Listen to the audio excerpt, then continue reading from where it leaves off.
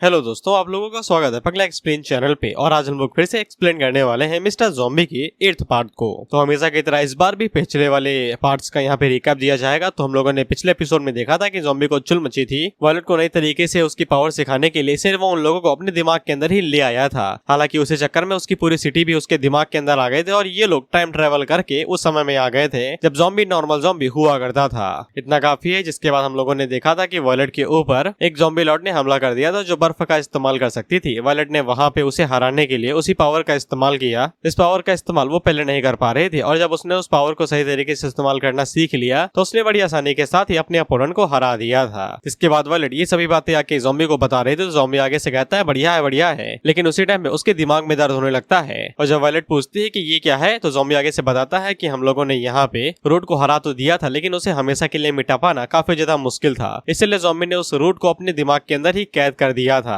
हालांकि वो मेमोरी भूल चुका था एमनीसिया की वजह से और जब तक ज़ॉम्बी उस चीज को दोबारा रिकॉल या फिर याद नहीं करता है तो वो चीज दोबारा रिबॉर्न नहीं होगी यानी कि रूट। लेकिन ज़ॉम्बी की वो जो सील थी वो हटने वाली थी और यहीं पे हमारा एपिसोड खत्म हुआ था। इसलिए एपिसोड की शुरुआत में हम लोग डायरेक्ट नए चैप्टर से करेंगे। एपिसोड की शुरुआत डेड जोन की कोर से होती है जहाँ पे इंसान कभी भी पहुंच नहीं पाएंगे। लेकिन यहाँ तो सबसे पहले हालात इतने ज्यादा खराब है और ऊपर से बहुत ही ज्यादा क्रॉप्स टाइड रहती है यानी कि ज़ॉम्बीज का झुंड और इंसानों को डराने के लिए इतना काफी नहीं था। तो फिर यहाँ पे कई सारे पावरफुल ज़ॉम्बी लॉर्ड भी थे। उन्हीं में से हम लोग एक लॉर्ड को देखते हैं जो कि दूर से एक ज़ॉम्बी के झुंड को देख रहा था और हमें आगे बताया जाता है कि बिना परमिशन की कोई भी क्रिएचर यहाँ पे घुस नहीं सकता है। लेकिन हम लोग आगो को देखते हैं जो कि अपने ज़ॉम्बीज को लेके एकदम मस्त चीयर लीडर्स की तरह उन्हें लीड करा रहा था जैसे कि स्कूल का कोई टीचर हो उसके पीछे बच्चे खड़े हो। और वो बिल्कुल टीचर्स की तरह कहता है कि कोई भी इधर उधर नहीं भागेगा, कोई भी किसी चीज को छुएगा नहीं, कोई भी इधर उधर नहीं जाएगा, सब लोग साथ में रहेंगे और मुझसे चिपक के रहेंगे। पीछे से ज़ॉम्बी कहते हैं यस सर। वहीं पे ज़ॉम्बी के जो ज़ॉम्बीज थे वो दूसरे ज़ॉम्बीज को देखते हुए कहते हैं कि ये तो बिल्कुल हमारी तरह ही है, बिल्कुल कूल है, क्या ये हमारी तरह ही अंडे खाते होंगे? तो दूसरा ज़ॉम्बी से कहता है ऑफ कोर्स खाते होंगे। वहीं पे हम लोग डुआन को देखते हैं और इसे घंटा को समझ में नहीं आ रहा था कि ये ज़ॉम्बी भी हैं साले। इसके बाद वो अपनी नजरें फेरते हैं और आसपास के ज़ॉम्बीज को देखते हैं जो ज़ॉम्बीज के ज़ॉम्बी नहीं थे और ये खूंखार थे, दरिंदे थे ये। इसके बाद वो अपनी नजरें घुमा के ज़ॉम्बीज के ज़ॉम्बी की तरफ देखते हैं तो ये बच्चे थे बिल्कुल। ये अपना फोन निकाल के आसपास की वीडियो रिकॉर्ड कर रहे थे। ये कहते हुए कि इसकी फोटो ले लेता हूँ, बचपन में जाके बुढ़ापे में अपने बच्चों को बताऊंगा कि यहाँ पे गया था, जिसके बाद और मेरा इन्फिनाइट हो जाएगा। वो पे एक बच्चा आगे से कहता है मम्मी ये ज़ॉम्बीज कुछ ज्यादा ही अजीब नहीं है। तो उसकी मदर उससे कहती है कि उनके पास ना जाना, ये तुम्हें खा लेंगे। इसके बाद डुआन आगो की तरफ मुड़ती है और उससे कहती है कि इस तरीके से झुंड में चलना ठीक भी है। आगो आगे से कहता है इसमें क्या गलत बात है। तो डुआन आगे से चीखते हुए कहती है कि तुम्हें समझ में नहीं आ रहा है कि हमारे ज़ॉम्बीज उन ज़ॉम्बीज से कितने अलग है, जमीन आसमान का फर्क है उनमें। और ऊपर से ये बताने की जरूरत नहीं है कि इनके बीचों में इंसान भी मिले हुए हैं। वहीं पे हम लोग उस लड़की को देखते हैं जो कि आगे से रिकॉर्डिंग यानी स्ट्रीम करते हुए कहती है देख सकते हैं कि आप लोग किस तरीके की सिचुएशन में फंस गए हैं, फिर भी जिगरा है जिगरा, इस तरीके की रिकॉर्डिंग करके दिखा रहे हैं आपको। आगो आगे से थम्स अप करते हुए कहता है कि चिंता की कोई बात नहीं है, ज़ॉम्बीज इस एरा के अंदर सिर्फ ताकत के ऊपर ही रिलाई करते हैं और ऊपर से इस एरा के अंदर जो लड़ाई होती है वो ज़ॉम्बी किंग्स के बीच में होती है जो कि 1-on-1 का डुअल रहता है, ना कि कोई ग्रुप अटैक। और ऊपर से आगन की जो स्ट्रेंथ है वो काफी है, उसे जो करना है वो कर सकता है। दूसरे ज़ॉम्बी लॉर्ड्स उससे सवाल पूछने की हिम्मत भी नहीं करेंगे। वहीं पे हम लोग आगन को देखते हैं जिसने एक और ज़ॉम्बी लॉर्ड को हरा दिया था और उसके मुंह के ऊपर पैर रख के कुछ भी उल्टा सीधा करने की कोशिश ना करना और अपने चेले चापड़ों से कह दो कि जो मैं उनसे कहूँ वो आंखें बंद करके करें और अब से तुम्हारे चेले मेरे चेले और तुम्हारा इलाका मेरा इलाका। बात तुम्हारे भेजे में घुसी। ज़ॉम्बी लड़ाई से कुछ भी नहीं कहता तो आगन उसका मुंह दबाते हुए कहता है घुसी की नहीं घुसी, दोबारा मुझसे ये ना कहलवाओ। तो ज़ॉम्बी लॉर्ड आगे से मुंह की आवाज में निकालते हुए कहता है हाँ घुसी। आगन उससे कहता है अगली बार से और भी जल्दी जवाब देना। वहीं पे हम लोग आगो को देखते हैं जो कि फोन से ये सब कुछ रिकॉर्ड कर रहा था और वो साथ में डुआन को बताता है कि ये एक नियम की तरह है जो कि क्रॉप्स टाइड का सोर्स है, इसलिए कोई भी ज़ॉम्बी से नहीं तोड़ता है। डुआन आगे से कहती है ठीक है ठीक है। फिर आगे से कहते हैं कि ऐसी चीज करने के लिए बहुत ज्यादा पावर की जरूरत पड़ेगी और तुमने जिस रूट के बारे में हमें यहाँ पे बताया है वो सच में बहुत ज्यादा स्ट्रॉन्ग होगी। रूट वही विलन है जिससे इतनी समय ज़ॉम्बी अभी आगे भिड़ने वाला है। आगो आगे से कहता है ऑफ कोर्स रूट बहुत ज्यादा स्ट्रॉन्ग है। रूट के साथ जो बैटल हुआ था वो मुझे बहुत ही ज्यादा अच्छे से याद है, यहाँ तक कि किंग बुरी तरीके से मरने वाले थे। किंग और उनके जो पुराने साथी थे वो लोग इसी साल इस डेड जोन के अंदर आए थे। उन्होंने एक एक करके एक लॉर्ड को हराते गए और दूसरे को हराते हराते उन लोगों ने आखिरकार जाके रूट को भी चैलेंज किया। बैटल की शुरुआत में ही ज़ॉम्बी बुरी तरीके से रूट से हारा गया था। वहीं पे हम लोग रूट को देखते हैं तो ये ज़ॉम्बी को कुचल रहा था और उसे रगड़ रहा था जमीन के ऊपर। और क्योंकि ज़ॉम्बी को समय की जरूरत थी ताकि वो खुद को रीजनरेट कर सके, इसीलिए उसके जो टीममेट्स थे वो भी रूट के साथ बहुत बुरी तरीके से लड़ाई कर रहे थे। हालांकि वो भी ज्यादा कुछ उखाड़ नहीं पाया और रूट ने उन्हें भी बहुत बुरी तरीके से मारा। इसके बाद ज़ॉम्बी जब दोबारा बैटलफील्ड में उतरा तो वो अपनी सेकंड फॉर्म के अंदर आया था और ज्यादा पावरफुल होके। इसके बाद ज़ॉम्बी इसी तरीके से मरता गया और रिवाइव होते होते वो अपनी फॉर्म के अंदर चेंज होता रहा ताकि वो रूट के साथ पूरी तरीके से लड़ाई कर सके। ज़ॉम्बी और रूट के बीच में जो बैटल हुई तो वो लगातार 7 दिनों तक चली थी और पूरा डेड जोन एक बैटलफील्ड के अंदर बदल गया था, या फिर मैं ये कहूँ कि पूरा डेड जोन अर्ध से गायब ही हो चुका था। बैटल के आखिर तक ज़ॉम्बी बहुत ही बुरी तरीके से घायल हो चुका था, यहाँ तक कि उसके पास इतनी भी स्ट्रेंथ नहीं बची थी कि वो खुद को रिजनरेट कर सके, लेकिन उन लोगों ने यहाँ पे जीत को हासिल कर ही लिया, रूट को अपने दिमाग के अंदर सील करके। आगे से कहते हैं कि ये सुनने में और भी ज्यादा भयानक लगता है, यहाँ तक कि उस मैकेनिकल ज़ॉम्बी से भी ज्यादा जो कि एसेंट ह्यूमन ने क्रिएट किया था। डुवान आगे से पूछती है तो फिर रूट का क्या हुआ, क्या रूट हार गई, उसे जला दिया गया? तो आगे से बताता है बिल्कुल भी नहीं, रूट को कभी भी हराया नहीं जा सकता है, ऐसा किंग ने कहा था, इसलिए उन्होंने रूट को एक जगह पे जेल के अंदर डाल दिया और उसे कैद कर दिया। हेड आगे से पूछते हैं कहाँ पे? तो आगो ज़ॉम्बी की तरह इशारा करते हुए बताता है ऑफ कोर्स, मैं इसके बारे में भूल गया क्योंकि काफी ज्यादा टाइम हो गया था, ऐसा किंग ने कहा था। डुवान आगे से चीखते हुए कहती है पागल हो गया दोनों, ऐसे कैसे भूल सकते हो, ये चीज इतनी ज्यादा जरूरी थी। उसी टाइम पे नीचे की जमीन पूरी तरीके से हिलने लगती है और कोई हंसते हुए इन लोगों से कहता है बिल्कुल भाई, ज़ॉम्बी से याद कैसे कर सकता है, ज़ॉम्बी मुझे याद करने के बारे में सोच भी नहीं सकता है। डुवान आगे से कहती है कि आवाज कहाँ से आ रही है भाई, अब ये मत कहना कि यहाँ पे आवाज भी गूंजती है। तो हम लोग रूट को देखते हैं जो कि जमीन से बाहर निकल रही थी और वो आगे से कहती है कि मैं ज़ॉम्बी की सबसे भयानक मेमोरीज में से एक हूँ, तो वो कैसे मुझे याद करने की जरूरत भी कर सकता है। डुवान आगे से कहती है अब यहाँ पे क्या हो रहा है यार, एक तो साला ये जगह पे आके सब कुछ इधर उधर हो गया, समझ में नहीं आ रहा है कि कब क्या हो रहा है। उसी टाइम में हम लोग देखते हैं कि जो जमीन टूटी थी उसके अंदर से जो भी रूट निकली थी वो पिघल के एक तरीके के मॉन्स्टर के अंदर बदल जाती है और वो आगे से कहता है कि ज़ॉम्बी मुझे पूरी तरीके से कभी मार ही नहीं सकता था, इसलिए उसने यहाँ पे अपने खुद के दिमाग का इस्तेमाल किया एक जेल की तरह मुझे कैद करने के लिए, और उसने मुझे अपनी यादों की दुनिया के अंदर कैद कर दिया, लेकिन वो जब भी मुझे याद करेगा तब मैं वापस रिवाइव हो जाऊंगा। इसके बाद हम लोग ज़ॉम्बी को देखते हैं जो कि आगे से हंसते हुए कहता है कि जैसा मैंने सोचा था कि तुम इस बॉडी को फोर्स ही कहोगे उस तरीके की बॉडी के अंदर ट्रांसफॉर्म होने के लिए, ये सच में बहुत ज्यादा दुख नहीं है। वह पे हम लोग वायलेट को देखते हैं जो कि ज़ॉम्बी से पूछती है कि तुम्हें क्या हुआ, तुम पागलों की तरह क्यों हंस रहे हो। ज़ॉम्बी आगे से बताता है कि ये बड़ा जो बंदा है ये सिर्फ छोटी सी मुसीबत है, असली मुसीबत तो अब आने वाली है। इसके बाद ज़ॉम्बी वायलेट से कहता है, तो वायलेट उससे पूछती है क्या हुआ है, कुछ बताओगे तो भी। ज़ॉम्बी उससे कहता है कुछ खास नहीं, ये बहुत ज्यादा सिंपल चीज है, बस तुम लोगों को जितनी दूर हो सके उतनी दूर भागना है। वायलेट आगे से पूछती है कि इसका क्या मतलब है भाई, और वहीं पे हम लोग रूट को देखते हैं जो कि आगे से खुद को रिवाइव कर रही थी, और ज़ॉम्बी वायलेट से कहता है कुछ भी समझाने का समय नहीं है, बस जितनी दूर हो सके उतनी दूर भाग जाओ। तो वायलेट आगे से कहती है जैसा आप कहें मालिक। वहीं पे हम लोग रूट को देखते हैं जो कि ट्रांसफॉर्म होकर एक धुएं सा कुछ तो बदल जाता है, अब इसका चेहरा पूरी तरीके से दिखाया नहीं गया। इसके बाद वो उस बड़ी वाली बॉडी को छोड़ती है और धुएं की तरीके बाहर निकल के ज़ॉम्बी की तरफ आगे बढ़ते हुए कहती है कि हमें इस बड़ी बॉडी की जरूरत थोड़ी ना है खेलने फूलने के लिए, आ जाओ देखते हैं कि किसमें कितना दम है। और फिर हम लोग ज़ॉम्बी को देखते हैं जो कि वायलेट से कहता है भागो, वो यहाँ पे आने ही वाला है, और उसी टाइम पे रूट ज़ॉम्बी के ऊपर अटैक करती है तो वो उसकी पूरी बॉडी छीन ले जाती है, सिर्फ पीछे हाथ छोड़ती है। इसे तो वायलेट भी हैरान हो जाती है कि ये कैसी चीज है भाई जिसने ज़ॉम्बी के तक को नहीं छोड़ा। वहीं पर हम लोग रूट को देखते हैं ज़ॉम्बी को पकड़ते हुए ऊपर आसमान में ले जाती है और ज़ॉम्बी उसके ऊपर अटैक करते हुए कहता है आ जा, जिसके बाद ये दोनों पूरी अर्थ के ऊपर धूम धड़ाम करते हुए एक दूसरे के ऊपर अटैक करने लगते हैं। वहीं पे वायलेट को भी समझ में आ जाता है कि ये वही मेमोरी है जिसके बारे में ज़ॉम्बी बता रहा था, और ज़ॉम्बी के सर से निकली अब एक असली चीज बन चुकी है। वहीं पर हम लोग जिकाई को देखते हैं जो कि आगे से कहता है कि यही है रूट की असली ताकत। लिया आगे से कहती है हमने सोचा भी नहीं था कि ये इतनी ज्यादा स्ट्रॉन्ग होगी। वहीं पे हम लोग ज़ॉम्बी को देखते हैं और रूट अभी भी इसके पीछे पड़ी हुई थी, और ज़ॉम्बी को यहाँ पे सिर्फ उसके दोस्तों की चिंता थी। उसे पता चल जाता है कि इतनी दूरी भी काफी नहीं है, यहाँ से अगर एक भी धमाका उन तक पहुंचा तो वो लोग बहुत बुरी तरीके से घायल हो जाएंगे। रूट पलक झपकते ही उसके पीछे जाती है और उसके हाथ को पकड़ के उसे कहती है क्या तुम्हारे पास अभी भी समय है इन सभी चीजों के बारे में सोचने का। इसके बाद रूट ज़ॉम्बी की बॉडी को कंट्रोल करते हुए उससे कहती है कि तुमने सच में यहाँ पे इतनी ज्यादा जरूरत की कि मुझे अपनी ब्रेन और मेमोरीज के अंदर कैद कर लिया, क्या तुमने कभी सोचा नहीं अगर मैं आजाद हो जाऊंगा तो मैं तुम्हारे ब्रेन के ऊपर कंट्रोल भी कर सकता हूँ। इसके बाद वो धीरे धीरे करके ज़ॉम्बी की बॉडी के ऊपर कंट्रोल करने लगता है, तो ज़ॉम्बी पूरी तरीके से रेजिस्ट करने की कोशिश करता है, लेकिन इसका कोई भी फायदा नहीं था। धीरे धीरे करके रूट ज़ॉम्बी की बॉडी के ऊपर कब्जा करते ही रहता है, उसे ये कहते हुए कि अच्छा यही है हजारों सालों की लड़ाई का नतीजा, एक्सपीरियंस ये। इसके बाद वो आखिरकार ज़ॉम्बी की बॉडी के ऊपर कंट्रोल कर लेता है और उसके गले के ऊपर पट्टा भी आ जाता है, आई डोंट नो व्हाई। लेकिन जब रूट ज़ॉम्बी की बॉडी के ऊपर पूरी तरीके से कंट्रोल कर लेता है तो वो आगे से कहता है कि आखिरकार मैं जीत ही गया।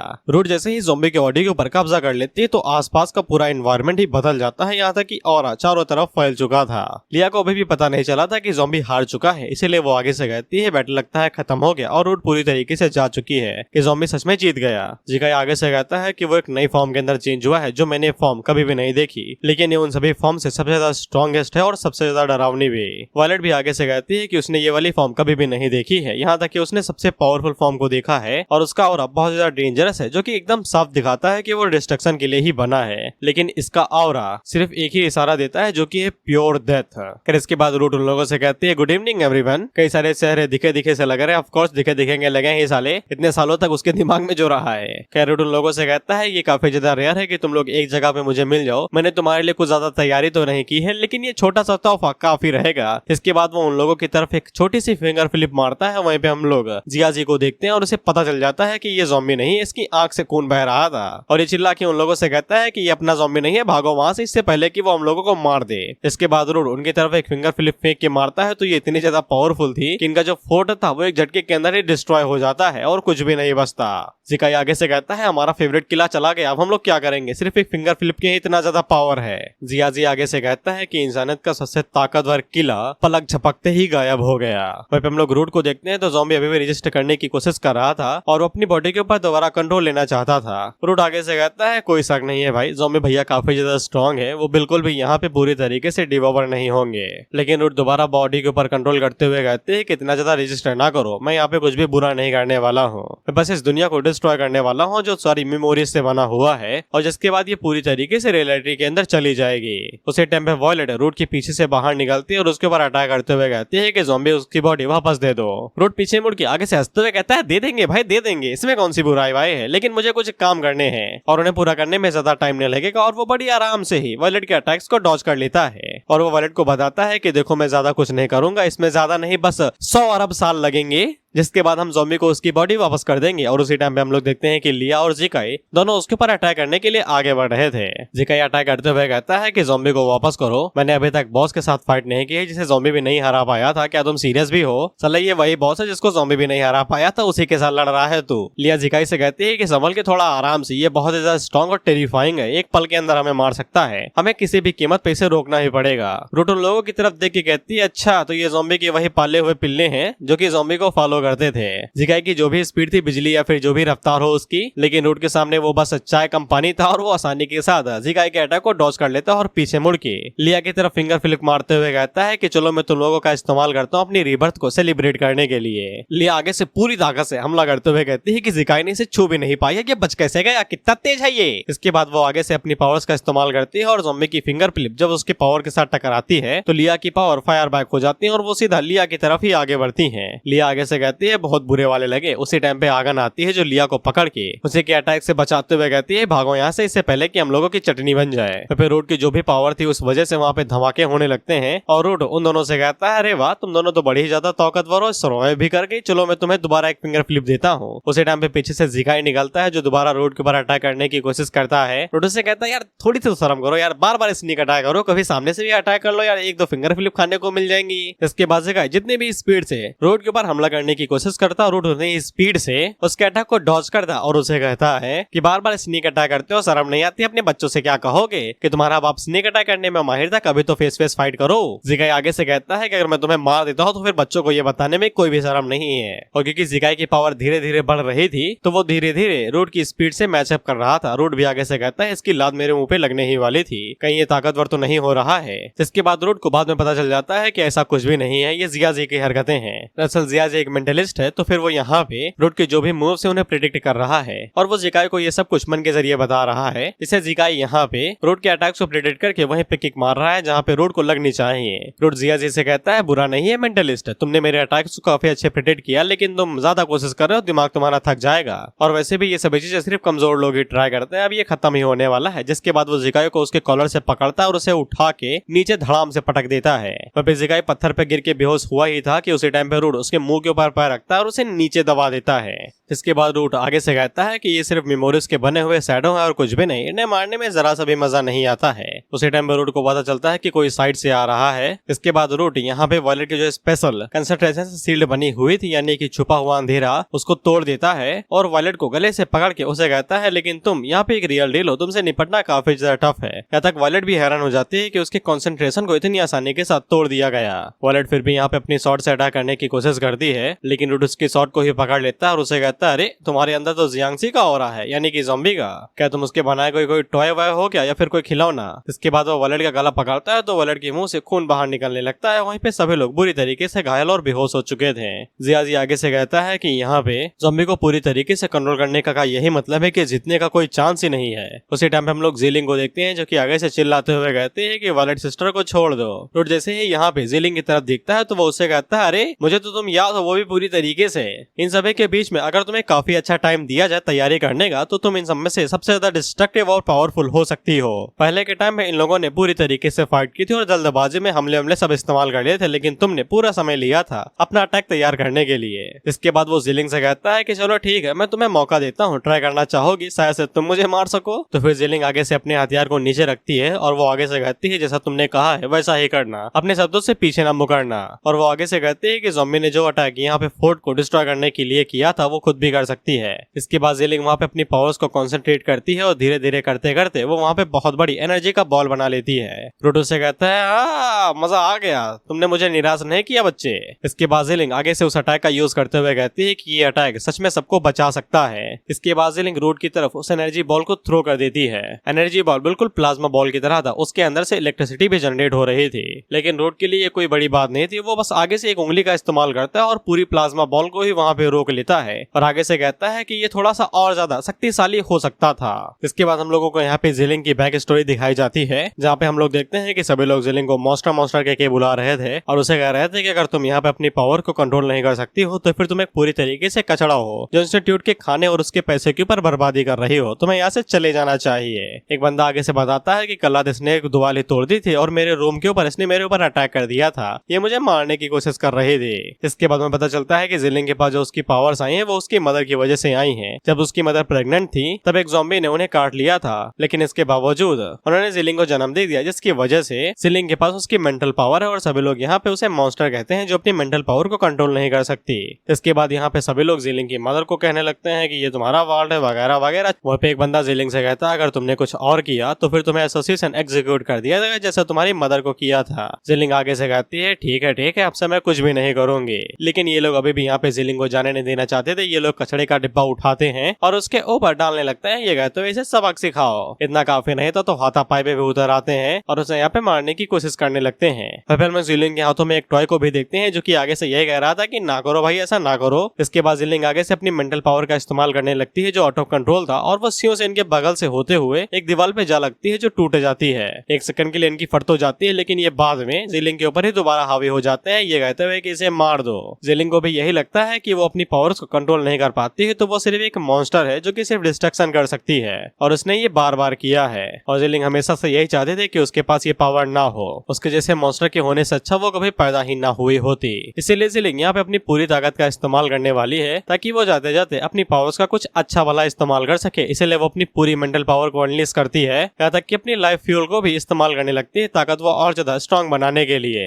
इससे वो प्लाज्मा बॉल और भी ज्यादा स्ट्रॉन्ग होने लगता है। जियाजी जीलिंग से कहता भी है कि इतनी ज्यादा जरूरत नहीं है, लेकिन जीलिंग आगे से कहती है कि उसे ये करना ही पड़ेगा ताकि वो इस मॉन्स्टर का खात्मा कर सके। लेकिन हम लोग रूट को देखते हैं जो कि आगे से कहता है तुम्हें सच में लगता है कि तुम इसके तरीके से मुझे हरा भी पाओगी? तुम भले इसके साथ इस दुनिया को तबाह कर दो, लेकिन मेरे साथ नहीं, ये मेरे सामने कुछ भी नहीं काम आएगा। तो जीलिंग और ज्यादा पावर का इस्तेमाल करते हुए कहती है कि मैं तुम्हारे ये चेहरे से पूरी तरीके से मुस्कान ही मिटा दूंगी। तो प्लाज्मा की एनर्जी और ज्यादा बढ़ती जाती है, यहाँ तक कि रूट भी पीछे खिसकने लगता है। आगन आगे से कहती है कि तुमने देखा वो यहाँ पे अभी तक रूट को भी पूरी तरीके से सप्रेस करे दे रही है। क्या हम लोग सच में यहाँ पे जी सकते हैं जीलिंग की मदद से? लेकिन हम लोग भाई रूट को देखते हैं। रूट ज़ॉम्बी की बॉडी के ऊपर कब्जा कर ले, तुम्हें लगता है कि वो प्लाज्मा बॉल को नहीं रोक पाएगा? रूट आगे से कहता है कि तुम पहले से ज्यादा स्ट्रॉन्ग हो गई, यहाँ तक कि प्लाज्मा भी बहुत ज्यादा स्ट्रॉन्ग हो गया है, तो फिर मैं भी थोड़ा सा सीरियस हो जाता हूँ। जिसके बाद वो एक की जगह पे 2 फिंगर्स का इस्तेमाल करता है और वो बड़ी आसानी के साथ ही प्लाज्मा बॉल को धीरे धीरे करके पुश करने लगता है। इसके बाद दोबारा अपने चेहरे पर वही स्माइल लाता है जो हमेशा लाता है। इससे तो जीलिंग भी हैरान हो जाती है और रूट उसे कहता है काफी ज्यादा अजीब बात है, तुम यहाँ पे अपनी बॉडी और फ्लैश का इस्तेमाल कर रही हो खुद को मेंटल पावर के अंदर चेंज करने के लिए, ताकि जितना ज्यादा हो सके उतना पावरफुल अटैक कर सको। क्या तुम सच में अपनी जिंदगी को इस तरीके से रिस्क में लड़ना चाहोगी? लेकिन मैं तुम्हें बता दूं कि हमारे बीच में जो पावर गैप है वो बहुत ही ज्यादा बड़ा है। तुम्हारी ये जो पूरी मेहनत है ये पूरी तरीके से वेस्ट जाने वाली है। जीलिंग अपने मन के अंदर यही सोचती है कि वो यहाँ पे बिल्कुल भी हार नहीं सकती है, नहीं सभी लोग यहाँ पे मारे जाएंगे। इसके बाद वो सभी लोगों को याद करती है कि हर कोई उसे बहुत ज्यादा अच्छा था। जो लोग उसे बुली किया करते थे, जिकाई उसे पूछता था इसकी हड्डी तोड़ दो क्या सालों की, कहो बहुत उनके पैर वैर बांध के जिंदा गाड़ दो जमीन में। और कोई जीलिंग से बहुत ज्यादा अच्छा था, सभी उसे फैमिली की तरह ही ट्रीट करते थे। इसलिए जीलिंग यहाँ पे एक आखिरी बार उन लोगों के लिए मदद करना चाहती है और एक बार उन्हें प्रोटेक्ट करना चाहती थी खुद से। लेकिन उसकी मेंटल पावर भी अब खत्म होने लगती है और वो आगे से कहता है, हाँ थोड़ा समय के लिए ही मजा आया था, लेकिन अब ये मजा भी जाने वाला है। लेकिन उस टाइम उसे पता चलता है कि मजा कम नहीं हुआ और ज्यादा बढ़ने वाला है, क्योंकि हम लोग देखते हैं कि वहाँ पे आग आ चुका था जो कि जीलिंग की पावर का इस्तेमाल करते हुए उसके अंदर और ज्यादा एनर्जी डालता है और जीलिंग से कहता है कि इतनी जल्दी गिव अप ना करो। वहाँ पे आगो के आ जाने की वजह से पावर और ज्यादा बढ़ जाती है, जिसकी वजह से रोड बेस प्लाज्मा बॉल को रोक नहीं पाता और वो धड़ाम से दूर जाके गिरता है और वहाँ पे तगड़ा धमाका होता है।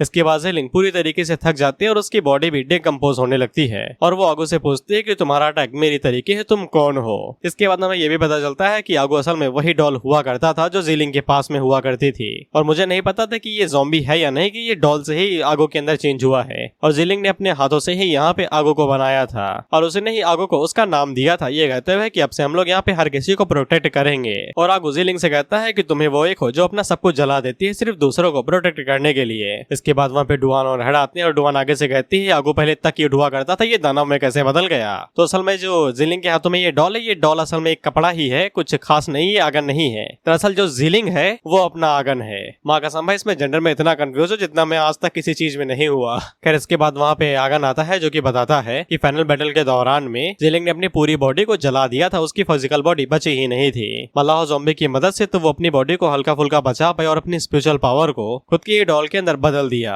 इससे कि जीलिंग की ये जो आगन वाली फॉर्म है ये उसकी सिर्फ सेल्फ इमेज को दिखाती है कि यानी कि वो अंदर से खुद को कैसे देखती है। आई होप तुम्हें कंफ्यूजन ना हो रहा हो, क्योंकि मुझे तो नहीं हो रहा। और ऑथर इस वाली बात को डिफाइन भी करता है ये कहते हुए कि सिर्फ कोई ऐसा जो कि स्ट्रॉन्ग और कॉन्फिडेंट दिखता हो वही सिर्फ ये दिखा सकता है कि वो हर किसी को प्रोटेक्ट कर सकता है। इस लाइन में कोई शिकायत नहीं है। लेकिन हम लोग दोबारा रूट को देखते हैं और ये आगे से मुस्कुराते हुए कहता है कि असली मजा तो अब शुरू होगा। इसके बाद हम लोग उस मेमोरी वाली वर्ल्ड के बाहर का सीन देखते हैं, रियल वर्ल्ड को, जहाँ पे ज़ोम हॉल अपना जलवा दिखा रहा था। रिपोर्टर आगे से कहता है डियर व्यूअर्स देखिए हमें नहीं पता है कि ये बवाल चीज कहाँ से आई, लेकिन कूल जरूर है। ज़ोम हॉल इसे कहा जा रहा है जो कि एक्सप्लेनर ने नाम दिया है और मैं उम्मीद करता हूँ कि स्पेशल ब्यूरो बाहर आके इसका कुछ करेगा इससे पहले कि ये हमें निगल ले और हमारी इसी की तैसी कर दे। इसके बाद हम लोग स्पेशल ब्यूरो को देखते हैं। सभी लोग इधर उधर भाग के कह रहे थे कि यार कुछ तो पता लगाओ कि ये कैसे हो रहा है कि हम लोग फ्री की दावत खाते हैं यहाँ पे। टीवी से जो लोग देख रहे थे व्हाट द फक, ये लोग कभी सीरियस भी होते हैं, कुछ भी डाल देते हैं यार। साला कभी कहते हैं दुनिया खत्म होने वाली, अगले ही पल जिंदा कर देते हैं हमें सेल से बना के। फिर इसके बाद हम लोग ब्लैकी को देखते हैं जो कि ज़ोम हॉल के पास आ चुका था, जिसके बाद अपनी ब्लैक पावर का इस्तेमाल करते हुए ज़ोम हॉल के ऊपर अटैक करने की कोशिश करता है, लेकिन एक झटके के अंदर ही उसका अटैक एक झटके में न्यूलीफाई हो जाता है और वो अटैक उल्टा बाउंस बैक होकर ब्लैकी के कंधे के ऊपर ही लगता है और उसका हाथ गायब हो जाता है। इससे ब्लैकी को भी समझ में आ जाता है कि कल्टी मारने का समय आ चुका है। इसके बाद वो फोन लगा के स्पेशल ब्यूरो को बताता है कि ये जो ज़ोम हॉल है इसके अंदर पक्का ज़ॉम्बी की ही पावर है, लेकिन पता नहीं क्यों मुझे इस एनर्जी से कुछ अजीब सी वाइब आ रही है। फिर इसके बाद हम उन सभी लोगों को देखते हैं जहाँ पे इन लोगों को रखा जाता है, लैंग और बाकी लोगों को। ये लोग भी टीवी के अंदर देख रहे थे कि इन लोगों की बुरी तरीके से लगने वाले हैं। तो फिर लैंग अपने मन के अंदर सोचता है कि ज़ॉम्बी भाई साहब यहाँ पे क्या करने वाले हैं यार, अगर वो इसी तरीके से इस चीज को बढ़ाते रहे तो ये पूरी सिटी ही अंदर शक हो जाएंगी।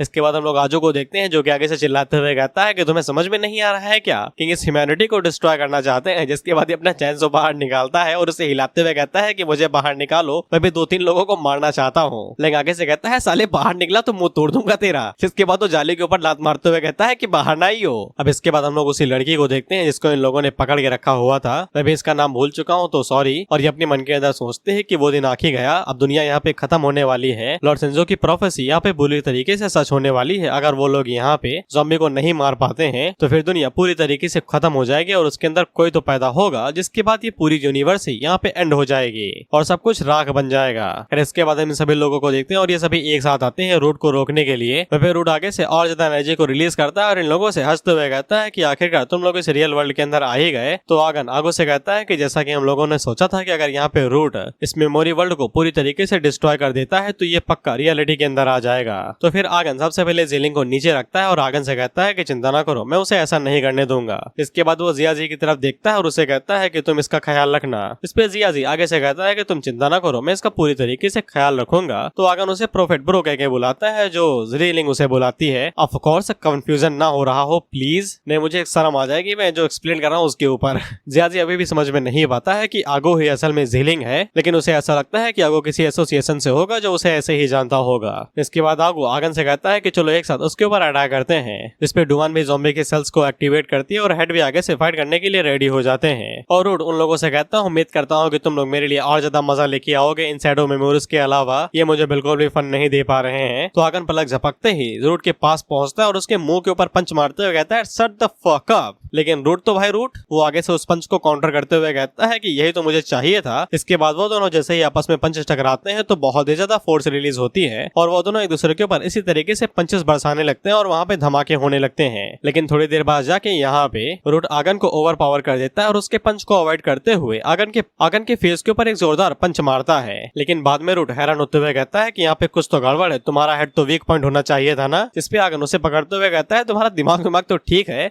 जब तुम्हें पता होता है कि वीक पॉइंट एक जगह पे दिख सकता है तो उसे वहाँ पे सामने क्यों रखा जाए जहाँ पे इजिली उसे टारगेट किया जा सके। लेकिन रूट काफी ज्यादा तेज था, इसीलिए वो आगन के हाथों से बच के निकल जाता है और आगे से हंसते हुए कहता है कि सच में मजेदार है यार, अब ज़ॉम्बी ने जिन्हें पाला है कल्टीवेट करवाया है उनसे इतनी तो उम्मीद की ही जा सकती है, लेकिन तब तुम क्या करोगे जब मैं तुम्हारी पूरी बॉडी को स्मैश कर दूंगा। खैर वो जब वो हवा में उड़ ही रहा था उसी टाइम पे वहाँ पे ढुआन आती है मशीन गन लेके और वो उसके मुंह के ऊपर मशीन गन मुंह के ऊपर चलाते हुए कहती है कि मैं तुम्हारा चेहरे पहले स्मैश करूंगी। लेकिन रूट वो ढुआन के भी अटैक को इजीली डॉज कर लेता है और आगे से हंसते हुए कहता है ब्लू फायर जो कि यहाँ पे गन को चला रही है, मुझे ये पसंद आया। इसके बाद वो मशीन गन को पकड़ता है और उसे गोल गोल घुमाते हुए ढुआन से कहता है चलो मुझे ये चीज दे दो, मैं तुमसे मांगता हूँ, मुझे ये बहुत ज्यादा पसंद आई है। इसके बाद वो मशीन गन को ढुआन से छीन लेता है और उसे हवा में फेंक देता है, जाओ गिरो जाके जहाँ गिरना है, मुझे फर्क नहीं पड़ता। भला वो हेड का जो उड़ते हुए आते हैं और वो ढुआन को पकड़ लेते हैं। तो रूट हेड की तरफ मुड़ता है और उनसे कहता है वाह तुम भी यहाँ पे धमाकेदार चीज लेके आए हो।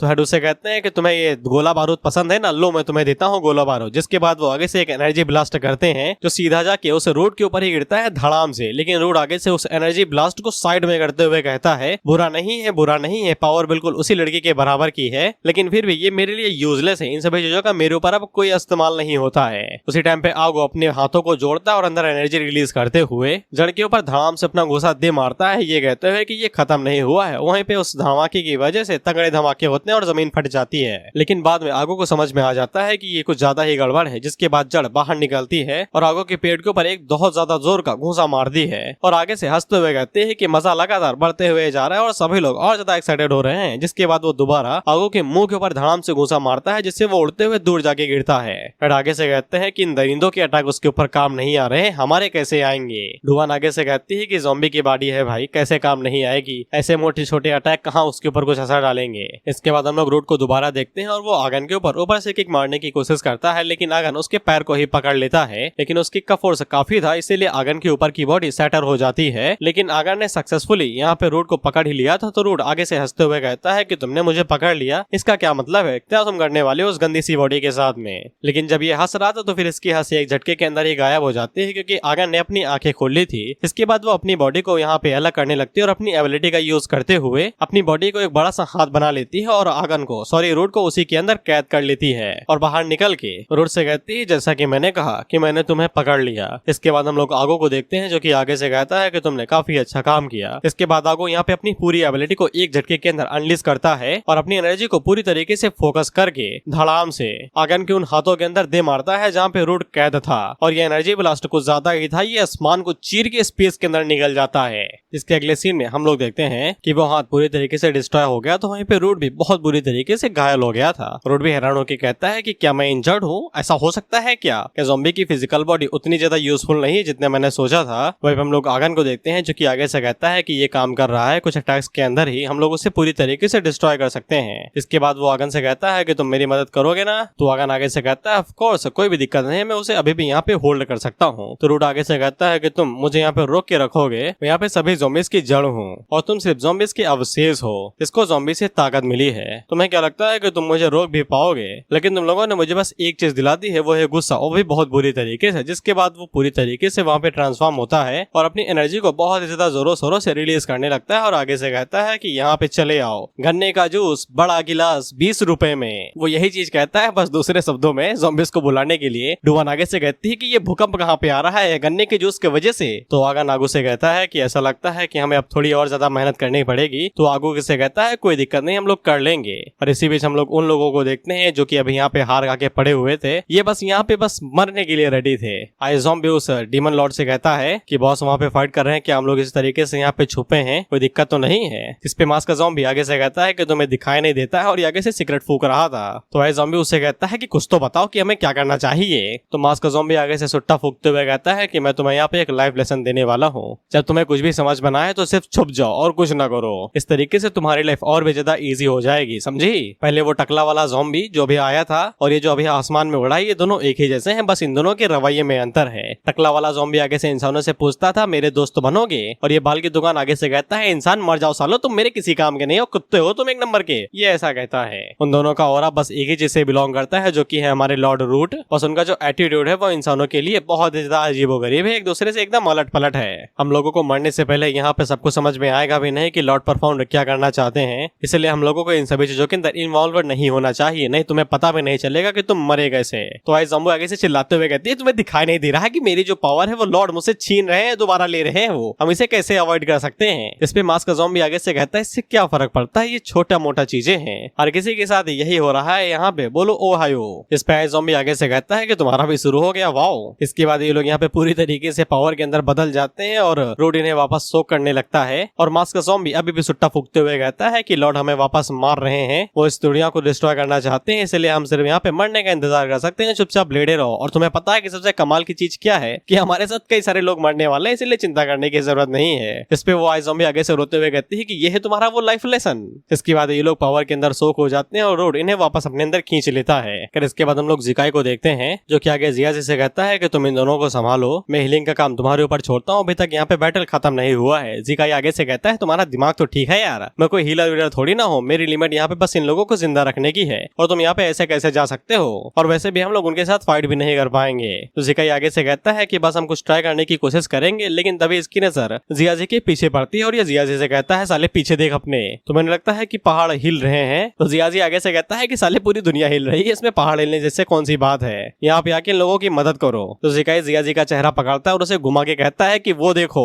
तो जिया जी आगे से अपने चश्मे लगाता है और चश्मे लिखाने के बाद इसकी नजरें बढ़ जाती है, तो फिर इसे दिखाई देता है कि वो कोई पहाड़ नहीं है बल्कि कई सारे ज़ॉम्बीज़ जो कि एक लहर की तरह लगातार आगे बढ़ते हुए जा रहे हैं। तुम्हें पता है ना किस लिए, इस पूरी दुनिया को डिवॉर करने के लिए। डुवान आगे से कहते हैं कि तुम मुझसे मजाक करो ना, दो चट्टे मारो मेरे ऊपर, मुझे जगाओ इस सपने से। था कि हमारे वर्ल्ड के अंदर भी इतने ज्यादा खतरनाक टाइम कभी भी नहीं आया था कि हमें इतने सारे ज़ॉम्बीज़ का सामना करना पड़े, वो भी इतने ज्यादा बड़े स्केल के अंदर। था कि हमारे इंसान जो कि पूरी दुनिया के अंदर है वो सभी ज़ॉम्बी के अंदर बदल जाए तब भी ये इतने ज्यादा नहीं होंगे। आगे से कहते हैं कि अच्छी चीज ये है कि ये सब कुछ सिर्फ ज़ॉम्बी की मेमोरी के अंदर हो रहा है। अगर इतने ज्यादा बड़े स्केल के अंदर इतने सभी ज़ॉम्बीज़ लगातार आगे बढ़ते तो रियलिटी के अंदर पूरी दुनिया एक झटके के अंदर एक कोलैप्स कर जाती। आगन आगे से अपनी एबिलिटी का यूज करते हुए बताती है कि इसके अंदर कोई अंतर नहीं है, अगर उन लोगों ने यहाँ पे इस क्रॉप्स टाइड को नहीं रोका तो ह्यूमन सिविलाइजेशन भी आगे जाके डिस्ट्रॉय हो जाएगी, क्योंकि अगर ये मेमोरी वर्ल्ड पूरी तरीके से कोलैप्स हो जाता है तो अगला नंबर रियलिटी का आएगा। और अगर इतनी ज्यादा भारी मात्रा में क्रॉप्स टाइड रियलिटी के अंदर चली जाती है तो इससे कई सारी कैजुअलिटी होंगी और पूरी दुनिया के अंदर ही तबाही मच जाएगी और कोई भी नहीं बचेगा।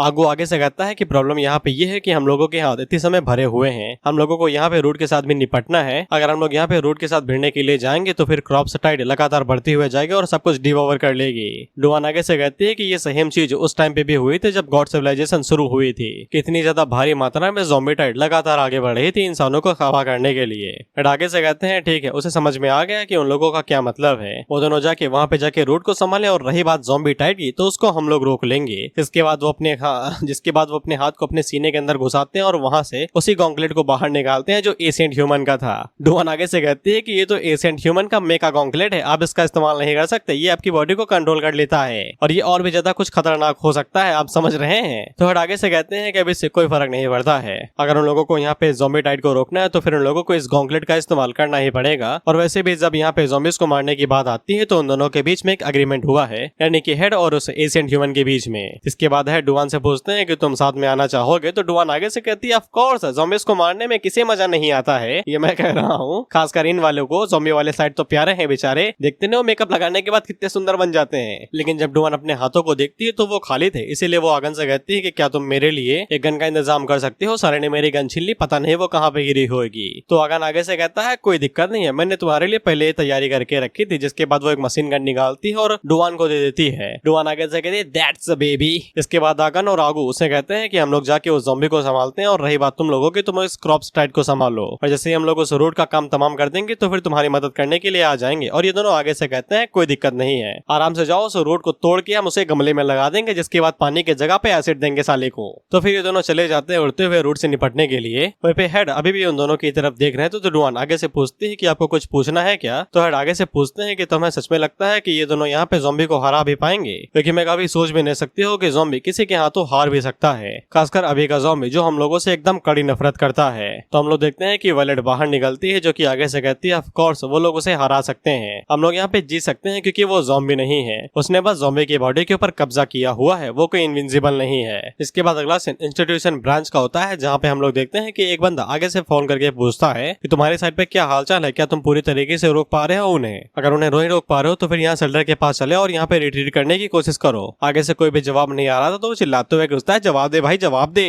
तो वो बंदा आगे से जवाब देते हुए कहता है कि हम लोगों को यहाँ पे होल्ड बैक करने की जरूरत नहीं है, यहाँ पे कुछ इनक्रेडिबल लोगों का ग्रुप आ चुका है जो कि यहाँ पे आगे सारी मदद कर रहे हैं और उन लोगों ने यहाँ पे पूरी तरीके से तख्ता बदल दिया है। देखते हैं कि हम लोग वहाँ पे हेड आ चुके थे जो कि आगे से एशियंट ह्यूमन के गॉन्गलेट का इस्तेमाल करते हुए वहाँ पे तबाही मचा रहे थे और साथ में नैनो टेक्नोलॉजी का यूज करते हुए वहाँ पे कई कड़ी बड़ी बड़ी शॉट्स बना के टाइट के ऊपर गिरा के उन्हें मारते हुए जा रहे थे। इसके बाद वो अपने हाथों में एक और बड़ी सी शॉट लाते हैं और उसे नीचे की तरफ धड़ाम से दे मारते हैं, जिससे कई सारे ज़ॉम्बीज़ एक झटके के अंदर ही मारे जाते हैं। इससे सभी लोग काफी ज्यादा खुश हो जाते हैं कि अगर इनके जैसा कोई यहाँ पे आकर हमारी मदद करता है तो हमारे पास अभी भी चांस है कि हम लोग यहाँ पे सर्वाइव कर सकते हैं। हेड आगे से कहते हैं कि देख लो तुम्हारी प्रोग्रेस कैसे आगे बढ़े, इस तरीके से हम लोग अभी भी इस दुनिया को बचा सकते हैं। इसके बाद हेड वॉलेट से कहते हैं कि यहाँ पे चीजें पूरी तरीके से कंट्रोल में है, तुम्हारी साइड पे कैसा है। तो फिर हम लोग वॉलेट को देखते हैं जो कि दोबारा उसी कॉन्सेंट्रेशन टेक्निक का इस्तेमाल करते हुए रूट के ऊपर अटैक करने की कोशिश करती है और वॉलेट की शॉट जैसे ही रूट के पास पहुंचने वाली थी तो रूट दोबारा उसके कॉन्सेंट्रेशन को तोड़ देता है और उससे कहता है कि मैंने कितनी बार कहा है भाई ये टेक्निक मेरे ऊपर काम नहीं चलती है। इसके बाद वो दोबारा उसके स्पेस के ऊपर पंच मार के उसके स्पेस को तोड़ देता है, जिससे वॉलेट धड़ाम से नीचे जाके गिरती है। रूट आगे से चीखते हुए कहता है कि तुम सभी बस छोटी मोटी मक्खियां हो जिनको मैं यहाँ पे कुचलने वाला हूँ। उसी टाइम पे आगर वहाँ पे आता है जो कि अपनी एबिलिटी का यूज करते हुए रूट के ऊपर अटैक करने की कोशिश करता है। रूट आगे से कहता है कि एक और मक्खी यहाँ पे आ गया, जिसके बाद वो आगन के पत्थर के ऊपर अटैक करता है जो लेविटेट कर रहा था, लेकिन वो जैसे उस पत्थर के ऊपर किक मारता है तो आगन अपनी एबिलिटी का यूज करते हुए कई सारे पत्थर रूट की तरफ ही दे मारता है और रूट को उसी के अंदर फंसा लेता है। वहीं पे आगन को काफी ज्यादा तकलीफ हो रही थी रूट को पूरी तरीके से रोकने में। उसे समझ में आ जाता है कि ये रूट की पावर नहीं बल्कि ज़ॉम्बी की बॉडी की पावर है जो उसे अभी तक यहाँ पे रोक के रखे हुए से इतनी ज्यादा स्ट्रेंथ दे रही है। इसके अगले सीन में हम लोग देखते हैं कि रूट दोबारा आगन की पकड़ से आजाद हो जाता है, जिसके बाद वो आगन के हाथों को पकड़ता है और उन्हें तोड़ के अलग कर देता है।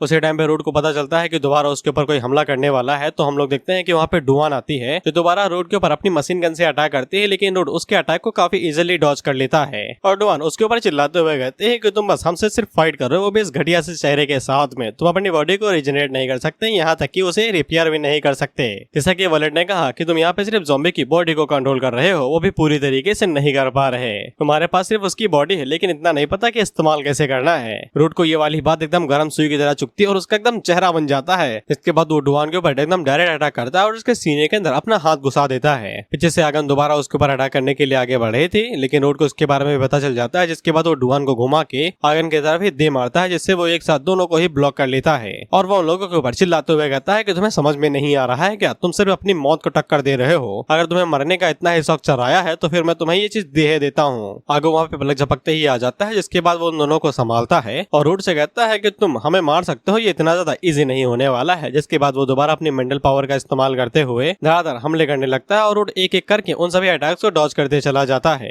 आगे को जैसे ही मौका मिलता है तो वो जल्दी से रूट के पीछे जाता है और उसके ऊपर दोबारा अटैक करता है। तो रूट उससे कहता है कि ये बुरा नहीं था, लेकिन इसकी जगह पे तुम पहले मरने वाले हो। जिसके बाद वो दोबारा आगो के ऊपर अपने हाथ से अटैक करता है और फोर्स की वजह से आगो उड़ते हुए दूर चला जाता है और उसी टाइम में वहाँ पे दोबारा आगन आ जाती है जो कि रूट के ऊपर दोबारा पीछे से अटैक करती है और वो भी और भी ज्यादा बड़े पत्थरों के साथ में। अब इसे रूट का दिमाग और ज्यादा खराब हो रहा था और वो आगे से चिल्लाते हुए कहता है कि तुम लोग सिर्फ आपस में ही बात कर रहे हो, तुम सब मेरे सामने बस छोटी मोटी तितलियां हो, तितलियां और कुछ भी नहीं। उसी टाइम पे हम लोग देखते हैं कि वॉलेट इस मौके का एकदम परफेक्ट फायदा उठाती है और वो सीधा रूट के ऊपर एक स्नीक अटैक करती है और उसकी गर्दन के ऊपर धड़ाम से अपना स्लैश दे मारती है। लेकिन वॉलेट की शॉट अभी भी यहाँ पे रूट की गर्दन तक नहीं पहुंच पाई थी और उसे समझ में आ जाता है कि इतनी ज्यादा फोर्स भी काफी नहीं है। इसके बाद रूट सीधा वॉलेट की आंखों में घूरता और उससे कहता है कि तुमने अपना चांस मिस कर दिया। इसके बाद रूट वहाँ पे अपनी पावर को रिलीज करता है और बहुत ही बड़ा धमाका होता है और उसकी जो पावर थी वो पूरी दुनिया के ऊपर ही कवर होने लगती है और ये लोग धड़ाम से नीचे जाके गिरते हैं। आगो आगे से कहता है कि ये बहुत ही ज्यादा टेरिफाइंग है, उसकी पावर हम लोगों से बहुत ही ज्यादा है, हम उसे ज्यादा देर तक रोक नहीं पाएंगे। पीछे से वॉलेट निकलती है जो कि आगे से कहती है कि हम उसे एक बार में खत्म नहीं कर सकते हैं, लेकिन एक एक करके जरूर खत्म कर सकते हैं। इसके बाद वो आगे से वहाँ पे रूट का हाथ दिखाती है और बताती है कि वो तो सीधा उसके सर को ही लेना चाहती थी, लेकिन वो मिस हो गया तो वो उसके हाथ को ले आई।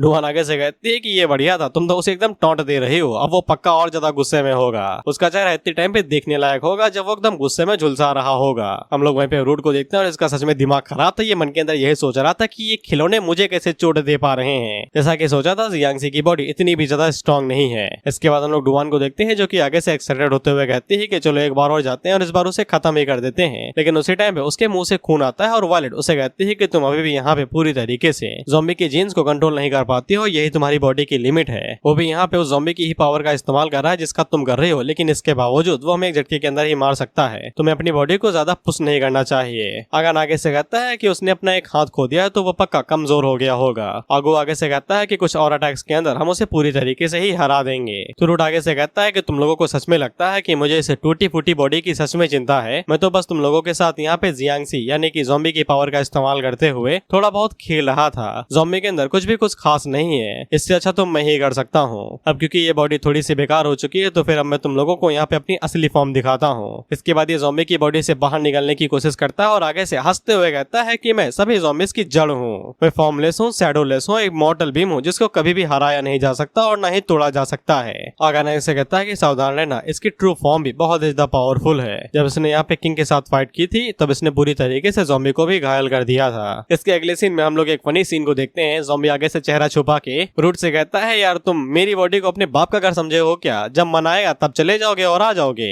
ऐसे थोड़ी ना जा सकते हो, ये तो रूड होता है। अब इससे रूट की फटी और वो आगे से कहता है कि ये तो ज़ॉम्बी की आवाज है। जिसके बाद ज़ॉम्बी अपनी बॉडी से 2 हाथ रीजनरेट करता है और रूट को पकड़ के उससे कहता है कि तुम्हारे लिए एक आर्म टूट गया था ना, मैं तुम्हें 2 दिए देता हूँ, वापस आ जाओ, छोड़ के ना जाओ मुझे। रूट आगे से घबराते हुए कहता है कि ये कुछ ज्यादा रेयर हो रहा है भाई, मैं जा रहा हूँ बाहर खेलने, हम लोग बाहर मजे करते हैं। ज़ॉम्बी उसे पकड़ के कहता है, बाबू ना जाओ, मेरी बॉडी के अंदर आ जाओ, खेलते हैं हम लोग ना बॉडी के अंदर। जिसके बाद वो रूट को पकड़ता है और बॉडी के अंदर दोबारा डाल लेता है। और अगले सीन में हम लोग रूट को देखते हैं और इसके चेहरे के रंग उड़ चुके थे क्योंकि अब ये ज़ॉम्बी की बॉडी से बाहर नहीं जा पा रहा था। इसके लग गए वो भी बहुत बुरे वाले। It was at this moment that he knew he fucked up. Root कितनी ज्यादा फट चुकी है, रूट भी लगी तो स्क्रिप्ट में था ही नहीं, ये कैसे आ गया। जिसके बाद हम लोगों को वो कहानी बताई जाती है कि ये सब कुछ स्क्रिप्ट में कैसे आया। जिसके बाद अगला सीन तब का होता है जब मैकेनिकल सिविलाइजेशन पूरी तरीके से डिस्ट्रॉय हो चुकी थी और ज़ॉम्बी ने अपनी 6th फॉर्म को अवेकन कर लिया था। हम लोग आगो को देखते हैं और ज़ॉम्बी उसके ऊपर एक ही पंच मारता है तो ये बिल्डिंगों को तोड़ते हुए दूर जाके गिरता है। और इसी के नीचे हम लोग आगन को भी देखते हैं और ये दोनों ही यहाँ पे ज़ॉम्बी के हाथों मार खा रहे थे। और ये दोनों यहाँ पे मार इसलिए नहीं खा रहे थे क्योंकि उन लोगों ने कुछ गलत काम किया, बल्कि ये लोग यहाँ पे ज़ॉम्बी के दोबारा जिंदा होने को सेलिब्रेट कर रहे थे। काफी घातक तरीका है। ये तरीका सिर्फ ज्यादातर बर्थडे में ही इस्तेमाल होता है, वो भी हॉस्टल के अंदर। इसलिए हॉस्टल के अंदर जिसका भी बर्थडे होता है वो अंडरग्राउंड हो जाता है। खैर ये लोग भी अपनी बची कुची ताकत का इस्तेमाल करते हुए खड़े होते हैं और ज़ॉम्बी से कहते हैं कि हमें खुशी है कि आप जिंदा हो गए हैं ज़ॉम्बी, लेकिन इसका मतलब ये नहीं है कि आप ऐसे सेलिब्रेट करेंगे, हड्डियां टूट गई हैं हमारी, अब तो ये फेविक्विक से भी नहीं जुड़ेंगी। ज़ॉम्बी में इन लोगों से कहता है कि यार तुम लोगों को क्या हो गया है यार, तुम लोग तो एकदम पहले से और भी ज्यादा कमजोर हो गए, मुझे याद है कि तुम लोग पहले बहुत ज्यादा स्ट्रॉन्ग हुआ करते थे। इस पे आगो आगे से कहता है कि दिक्कत हम में नहीं है, दिक्कत आप में है, आप कुछ ज्यादा ही स्ट्रॉन्ग हो गए हैं। हम लोगों को मरे हुए हजारों साल हो गए हैं, लेकिन इसके बावजूद आप लगातार स्ट्रॉन्ग बनते ही जा रहे हैं। इसके बाद वो आगे से क्रॉप्स किंग का एग्जाम्पल देते हुए कहता है कि आपको ये नमूना याद है, इसे एक टॉप टायर क्रॉप्स किंग होना था, लेकिन आपने इसे एकदम मक्खन की तरह काट दिया और दीवार में चिपका दिया जैसे कि साला कोई बर्थडे टेप चिपकाता हो, और आपने इसके टुकड़े भी बिल्कुल वैसे किए जैसे कि बर्थडे केक के किए जाते हैं। तुम्हें समझ में आ रहा है ना कि मैं बर्थडे बार बार क्या चिल्ला रहा हूँ, तुम समझ रहे हो ना भाई। मुझे इसका नाम नहीं याद, मैं भूल गई, इसलिए मैं डायरेक्ट इसे क्रॉप्स किंग ही बुलाने वाला हूँ। क्रॉप्स किंग चिल्लाते हुए उन दोनों से कहता है कि बेवकूफो, तुम्हें रूल्स के बारे में पता नहीं है, तुम उसे कैसे यहाँ पे कैजुअली बुला सकते हो, तुम्हें यहाँ पे उन्हें ग्रेट किंग दी बाहुबली कह के बुलाना चाहिए, यानी कि ज़ॉम्बी को। क्या तुम दोनों मरना चाहते हो? तुम्हें समझ में नहीं आता कि यहाँ पे रूल से ताकतवर को यहाँ पर राजा की तरह घोषित किया जाता है। जिसपे ये दोनों भी आगे से हैरान हो जाते हैं और मन के अंदर कहते हैं कोई इसके मुंह के ऊपर बर्थडे टिप मारो यार, मुंह बंद कराओ इसका। इसके बाद आगन आगे बढ़ता है और वो ज़ॉम्बी से कहता है कि आपके अभी की स्ट्रेंथ के हिसाब से आप तो रूट को एक झटके के अंदर ही हरा देंगे ना। ज़ॉम्बी आगे से कहता है कि रूट ये क्या चीज है भाई, तो आगन उसे बताता है वही रूट जिसके चक्कर में हम लोग और आप मरे थे। तो फिर जाके ज़ॉम्बी को रूट के बारे में याद आता है और ज़ॉम्बी आगे से बताता है कि इम्पॉसिबल है ये काम, रूट को मारा ही नहीं जा सकता है, बड़वे के पास फिजिकल बॉडी ही नहीं है। ज़ॉम्बी चाहे जितनी भी कोशिश कर ले लेकिन वो उसे फिजिकली मार ही नहीं सकता है। उसके ऊपर पंचेस मारना आटे गूंदने के बराबर होता है, कितना भी मारो साला मरता नहीं, बस मुलायम होते जाता है। आटे की मैं बेइज्जती नहीं कर रहा, आई लव द फूड, खासकर रोटियां। और इसी टाइम पे ज़ॉम्बी को एक आइडिया आया था था कि वो रूट के साथ कैसे निपट सकते हैं। ज़ॉम्बी उन लोगों से कहता है कि मेरे पास एक बहुत ज्यादा अच्छा तरीका है जिससे हम लोग रूट से हमेशा हमेशा के लिए छुटकारा पा लेंगे। जिसके बाद वो अपने पास से प्लान बाहर निकालता है, ये कहते हुए टाड़ा। ये था ज़ॉम्बी को रूट को पूरी तरीके से मार गिराने का प्लान। ज़ॉम्बी उन लोगों को बताता है कि वो सबसे पहले रूट को खा लेगा। ये स्टेप 1 था और रूट को खाने के बाद रूट ज़ॉम्बी की बॉडी के अंदर ट्रैप हो जाएगी। स्टेप 2 के अंदर वो दोनों यहाँ पे ज़ॉम्बी को एकदम कुत्ते की तरह मारेंगे क्योंकि यहाँ पे रूट के पास फिजिकल बॉडी होगी। इस पे ये दोनों आगे से हैरान हो जाते हैं और आगे से कहते हैं कि हम दोनों उसे मारेंगे, ये पक्का प्लान है ना। और स्टेप 3 था सेलिब्रेशन, जीत के बाद वाला। और ज़ॉम्बी उन लोगों से कहता है कि ये है मेरा पूरा प्लान, तुम लोग इस बारे में क्या सोचते हो। और ज़ॉम्बी का प्लान हम लोगों के स्टडी प्लान की तरह ही था, पढ़ेंगे ऐसे ऐसे मार्क्स मिलेंगे, इतना दिन में इतना, और बाकी सब गया। और जब पढ़ने बैठो कुछ अंदाजा नहीं, सिर्फ जीत के बारे में सोचते हैं, एग्जीक्यूशन के तेल लेने। और ज़ॉम्बी को अपने इस प्लान के ऊपर कुछ ज्यादा ही गर्व था, वो आगे से चमक रहा था। ये दोनों आगे से कहते हैं कि आपका प्लान कुछ ज्यादा ही बढ़िया तो है, लेकिन इसमें छोटी सी दिक्कत है। ज़ॉम्बी आगे से कहता है कैसी दिक्कत है यार, एकदम परफेक्ट प्लान है, ये क्या दिक्कत है बताओ। इस पे ये दोनों आगे से चिल्लाते हुए कहते हैं कि पहले स्टेप में ही दिक्कत है, जैसे आप बॉडी उसके हवाले कर देंगे तो फिर हम लोग आपसे लड़ेंगे कैसे। आपको क्या लगता है कि हम दोनों मिलके उस हरामी को हरा पाएंगे? साल हम दोनों मिलके भी आपको हरा नहीं पा रहे, आपको क्या लगता है कि ये बॉडी उसको मिलने के बाद हम आपको हरा पाएंगे? इस पे ज़ॉम्बी को समझ में आ जाता है कि उसके प्लान के अंदर दिक्कतें ही दिक्कतें हैं। वो आगे से कहता है कोई बात नहीं है, वैसे भी उसे याद थोड़ी ना है कि उसने रूट को कहाँ पे सील किया है। इसके बाद वो प्लान को फेंकते हुए कहता है कि कोई बात नहीं, हमारे पास बहुत ज्यादा टाइम है, तब तक मैं तुम्हें आराम से ट्रेन कर दूंगा। और यहीं से ये सब की शुरुआत हुई थी कि ज़ॉम्बी अपनी बॉडी को रूट के हवाले कर देगा। इसके बाद सीन सीधा प्रेजेंट पे आ जाता है, जहाँ पे ये दोनों आगे से कहते हैं किंग, जब आपने कहा था कि आप हमें रूट के लिए ट्रेन करेंगे तो फिर आपका मतलब अब से तो नहीं था ना, क्योंकि तब से लेके आज तक आपने हमें कुछ भी नहीं सिखाया, हम खुद से ही ट्रेन होते आ रहे हैं, लेकिन इसके बावजूद हम इसे हरा नहीं पा रहे। इस पे ज़ॉम्बी उन लोगों से कहता है कि तुम लोग क्या सोच रहे हो भाई, एकदम सब कुछ एकदम प्लान के माफी की तो जा रहा है, एकदम सब कुछ एग्जैक्ट सेम जा रहा है। इस पे आगू आगे से चिल्लाते हुए कहता है कि तुम्हें ये सब कुछ पहले बताना चाहिए था ना, हजारों साल हो चुके हैं, कौन याद रखता है ये सब बातें। ज़ॉम्बी उन लोगों से कहता है कि तुम दोनों बहुत ज्यादा भूला करो, बादाम खाया करो, साले तू खाया कर, तू सबसे ज्यादा भूलता है। लेकिन उसी टाइम पे रूट ज़ॉम्बी का मुंह बंद कर लेती है और उसे बात करने नहीं देती, क्योंकि इतने समय वही तो उसकी बॉडी कंट्रोल कर रहा है। इसके बाद रूट ज़ॉम्बी से कहता है कि तुमने जानबूझ के मुझे अपनी बॉडी कंट्रोल करने दी, तुम तो साले एक नंबर के हरामी हो, तुम्हारी हिम्मत कैसे इस तरीके का प्लॉट मेरी पीठ पीछे लिखने की, और तुम ये सब कुछ एकदम 2000 सालों से ही लिखते हुए यार, तुम्हें शर्म नहीं आई। ज़ॉम्बी उसे कहता है कि ये सब प्लान करने में ज्यादा टाइम नहीं लगा, क्योंकि तुम्हें सील करने के बाद एज ऑफ गॉड्स सिविलाइजेशन के अंदर काफी कुछ हुआ और मैं काफी ज्यादा बिजी था, और अभी आगे कुछ ऐसा होने वाला जिससे तुम लोग काफी ज्यादा हैरान हो सकते हो। तो उसके लिए मैं तुम्हें हिंट देना चाहूंगा, इस वाले बंदे के बाल देखो, तुम्हें इन बालों से कुछ याद आ रहा है, उम्मीद करता हूँ कि आ जाए, नहीं तो आगे तुम्हें कुछ समझ में नहीं आएगा। खैर इसके बाद ज़ॉम्बी हम लोगों को ये भी बताता है कि इससे ज्यादा टाइम हुआ नहीं था कि उसके बाद ज़ॉम्बी ने यहाँ पे आगन और आगो को दोबारा रिवाइव कर दिया था, और बाकी कुछ लोगों को भी, यानी कि इन दोनों ने पास्ट में रूट के खिलाफ लड़ते लड़ते अपनी जान गंवा दी थी और ज़ॉम्बी ने दोबारा रिजरेक्ट कर दिया। हम लोग रूट को देखते हैं जो कि रूट कुछ ज्यादा ही नाराज था ज़ॉम्बी की इन सभी बातों को सुन के, और ज़ॉम्बी उसे कहता है कि इतना सब होने के बाद मैं तुम्हें सील करके भूल गया, इसलिए तुम कह सकते हो कि मैं तुम्हारे बारे में भूल ही गया था। अगर मैं तुम्हें रूट के बारे में थोड़ा बहुत बताऊं तो रूट एक एक्स गर्लफ्रेंड की तरह है जो तुम्हें भूल भी नहीं सकती और तुम्हारे साथ भी नहीं रह सकती, यानी कि उसे तुम्हारी जिंदगी में कलेश करना ही करना है। रूट आगे से कहती इसका क्या मतलब है, तो ज़ॉम्बी उसे कहता है कि तुम्हें समझ में नहीं आया क्या, मैं तुम्हारे बारे में भूल चुका था। जब मैं यहाँ पे वायलेट को ट्रेन करने में मदद कर रहा था तब मुझे याद आया कि मैंने तुम्हें अपने दिमाग के अंदर ही सील किया हुआ है। तो फिर रूट उसे कहता है कि अच्छा अब मुझे समझ में आया, लेकिन मैं ये कहना चाहूंगा कि ये मेरे लिए काफी ज्यादा अच्छी बात है। इसके बाद रूट यहाँ पे ज़ॉम्बी की बॉडी के ऊपर पूरी तरीके से कंट्रोल करने लगते हैं, यानी कि पूरी तरीके से, और इसका रंग रूप बदलने लगता है। रूट ज़ॉम्बी से कहते हैं कि तुम जानबूझ के मुझे उकसा रहे हो ताकि मैं फुल पावर का इस्तेमाल करूं। ऐसा लगता है कि अब मुझे तुम्हें बताना ही पड़ेगा कि असली बादशाह कौन है इस दुनिया का।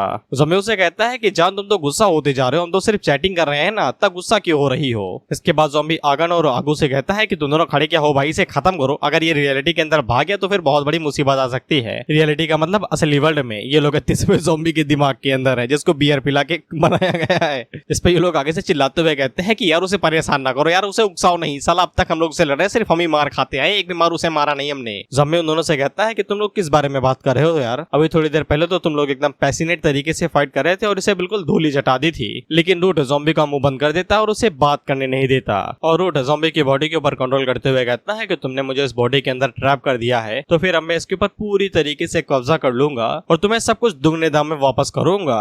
इसके बाद वो हमला करते हुए कहता है कि बस तुम देखते जाओ, तुम्हें जिस चीज की चिंता है मैं वो चीज डिस्ट्रॉय कर दूंगा, वो सारी चीज मेरे हाथों ही डिस्ट्रॉय होंगी। जिसके बाद वो एक स्लैश मारता है जो कि पूरी दुनिया को ही डिस्ट्रॉय करने लगता है, यानी कि धरती टूट जाती है भाई। वहीं पर हम लोग वायलेट को देखते हैं और उसे पता चलता है कि उसका ब्लड यहाँ पे ग्लो करने लगा है, जिसके अगले सीन में हम लोग देखते हैं कि वायलेट की बॉडी के अंदर से जो ब्लड निकला मिला था वो आगे से ट्रांसफॉर्म होकर ज़ॉम्बी के अंदर बदल जाता है। और रूट ने जो स्लैश यहाँ पे वॉयलेट के ऊपर मारा था, ज़ॉम्बी उसे एकदम ब्लॉक कर लेता है। ये कहते हुए कि कहाँ जा रहे हो भाई। इसे रूट के दोबारा पसीने छूट जाते हैं। वो आगे से कहता है कि ये क्या चीज है भाई। तो ज़ॉम्बी उसे कहता है एक बॉडी है भाई। तुम भूल तो नहीं गए ना दोस्त कि ये सब कुछ मेरे ही जीन से बना है, मैं अपने ही एक जीन से एक बॉडी बना सकता हूँ। इसके बाद ज़ॉम्बी अपनी बॉडी को पूरी तरीके से रिकवर कर लेता है और रूट से कहता है कि ये और भी ज्यादा अच्छा तरीका है तुम्हें कुत्ते की तरह मारने का। फिर इसके बाद ज़ॉम्बी उसी काम में लग जाता है जिसके लिए वो फेमस है, मार कुटाई। इसके बाद वो रोड के ऊपर एकदम चढ़ ही जाता है, दे घूसे दे मुक्के धड़ाधड़ धड़ाधड़। ज़ॉम्बी के मुक्के तो रोड के ऊपर भारी भरकम ही थे, लेकिन रोड के मुक्के ज़ॉम्बी के लिए कुछ ज्यादा नहीं थे, यानी कि 100 और 10 का किलो मान लो तुम। इसलिए रूट आगे से चिल्लाते हुए कहता है कि बकवास बंद करो। जिसके बाद वो लोग आपस में लड़ाई करने लगते हैं। तो ये लोग अपनी जान बचाते हुए कहते हैं भागो रे। वहीं पे जो रिपोर्टर ज़ॉम्बी की ज़ॉम्बी की सिटी को रिपोर्ट करने के लिए आए थे, वो भी अपनी स्कर्ट उठा के वहां से भागते हुए कहती है कि साला ये चीजें मेरे पीछे ही क्यों होती है, मेरी जान कहीं क्यों खा रही है। पहले बॉयफ्रेंड भाग गया, फिर पति भाग गया, अब ये लोग भागे जा रहे हैं, कब तक भगाओगे मुझे। जिसके बाद हम लोग रूट और ज़ॉम्बी को देखते हैं जो कि धड़ाम से एक चट्टान के अंदर जा घुसते हैं और जब धुआं हटता है तो फिर हम लोग देखते हैं कि रूट ने अपना हाथ ज़ॉम्बी के आर पार कर दिया था। लेकिन रूट को हमेशा से इस चीज से नफरत ही थी क्योंकि ये बैटल स्टाइल काफी ज्यादा घिनौना है। इससे कोई फर्क नहीं पड़ता है कि रूट ज़ॉम्बी की बॉडी को किस तरीके से काटे या चीरे फाड़े, कैसे डैमेज दे, घंटा फर्क नहीं पड़ता। ज़ॉम्बी हमेशा रिकवर हो जाता है, रिजनरेट हो जाता है और जब भी वो कैसा करता है तो वो हमेशा स्ट्रॉन्गर फॉर्म के अंदर रिजनरेट होता है। यानी कि जानते हो ज़ॉम्बी के जब एक फॉर्म आती है तो वो स्ट्रॉन्गर फॉर्म में शिफ्ट हो जाता है। इसलिए ज़ॉम्बी यहाँ पे अब 3rd से सीधा 4th फॉर्म में चला गया था। इसलिए रूट आगे से चिल्लाते हुए कहता है कि हजारों साल बीत गए लेकिन अभी तक तुम्हारा ये घंटिया सा फाइटिंग स्टाइल बदला नहीं। जिसके बाद वो ज़ॉम्बी के ऊपर दोबारा अटैक करता है और वहाँ पे तगड़ा धमाका होता है। फिर रूट ने ज़ॉम्बी की बॉडी को आधा डिस्ट्रॉय कर दिया था, लेकिन वो दोबारा खुद को रिवाइव करने लगता है। तो रूट उसके ऊपर हमला करते हुए कहता है कि रिवाइव करते रहो, मुझे घंटा फर्क नहीं पड़ता।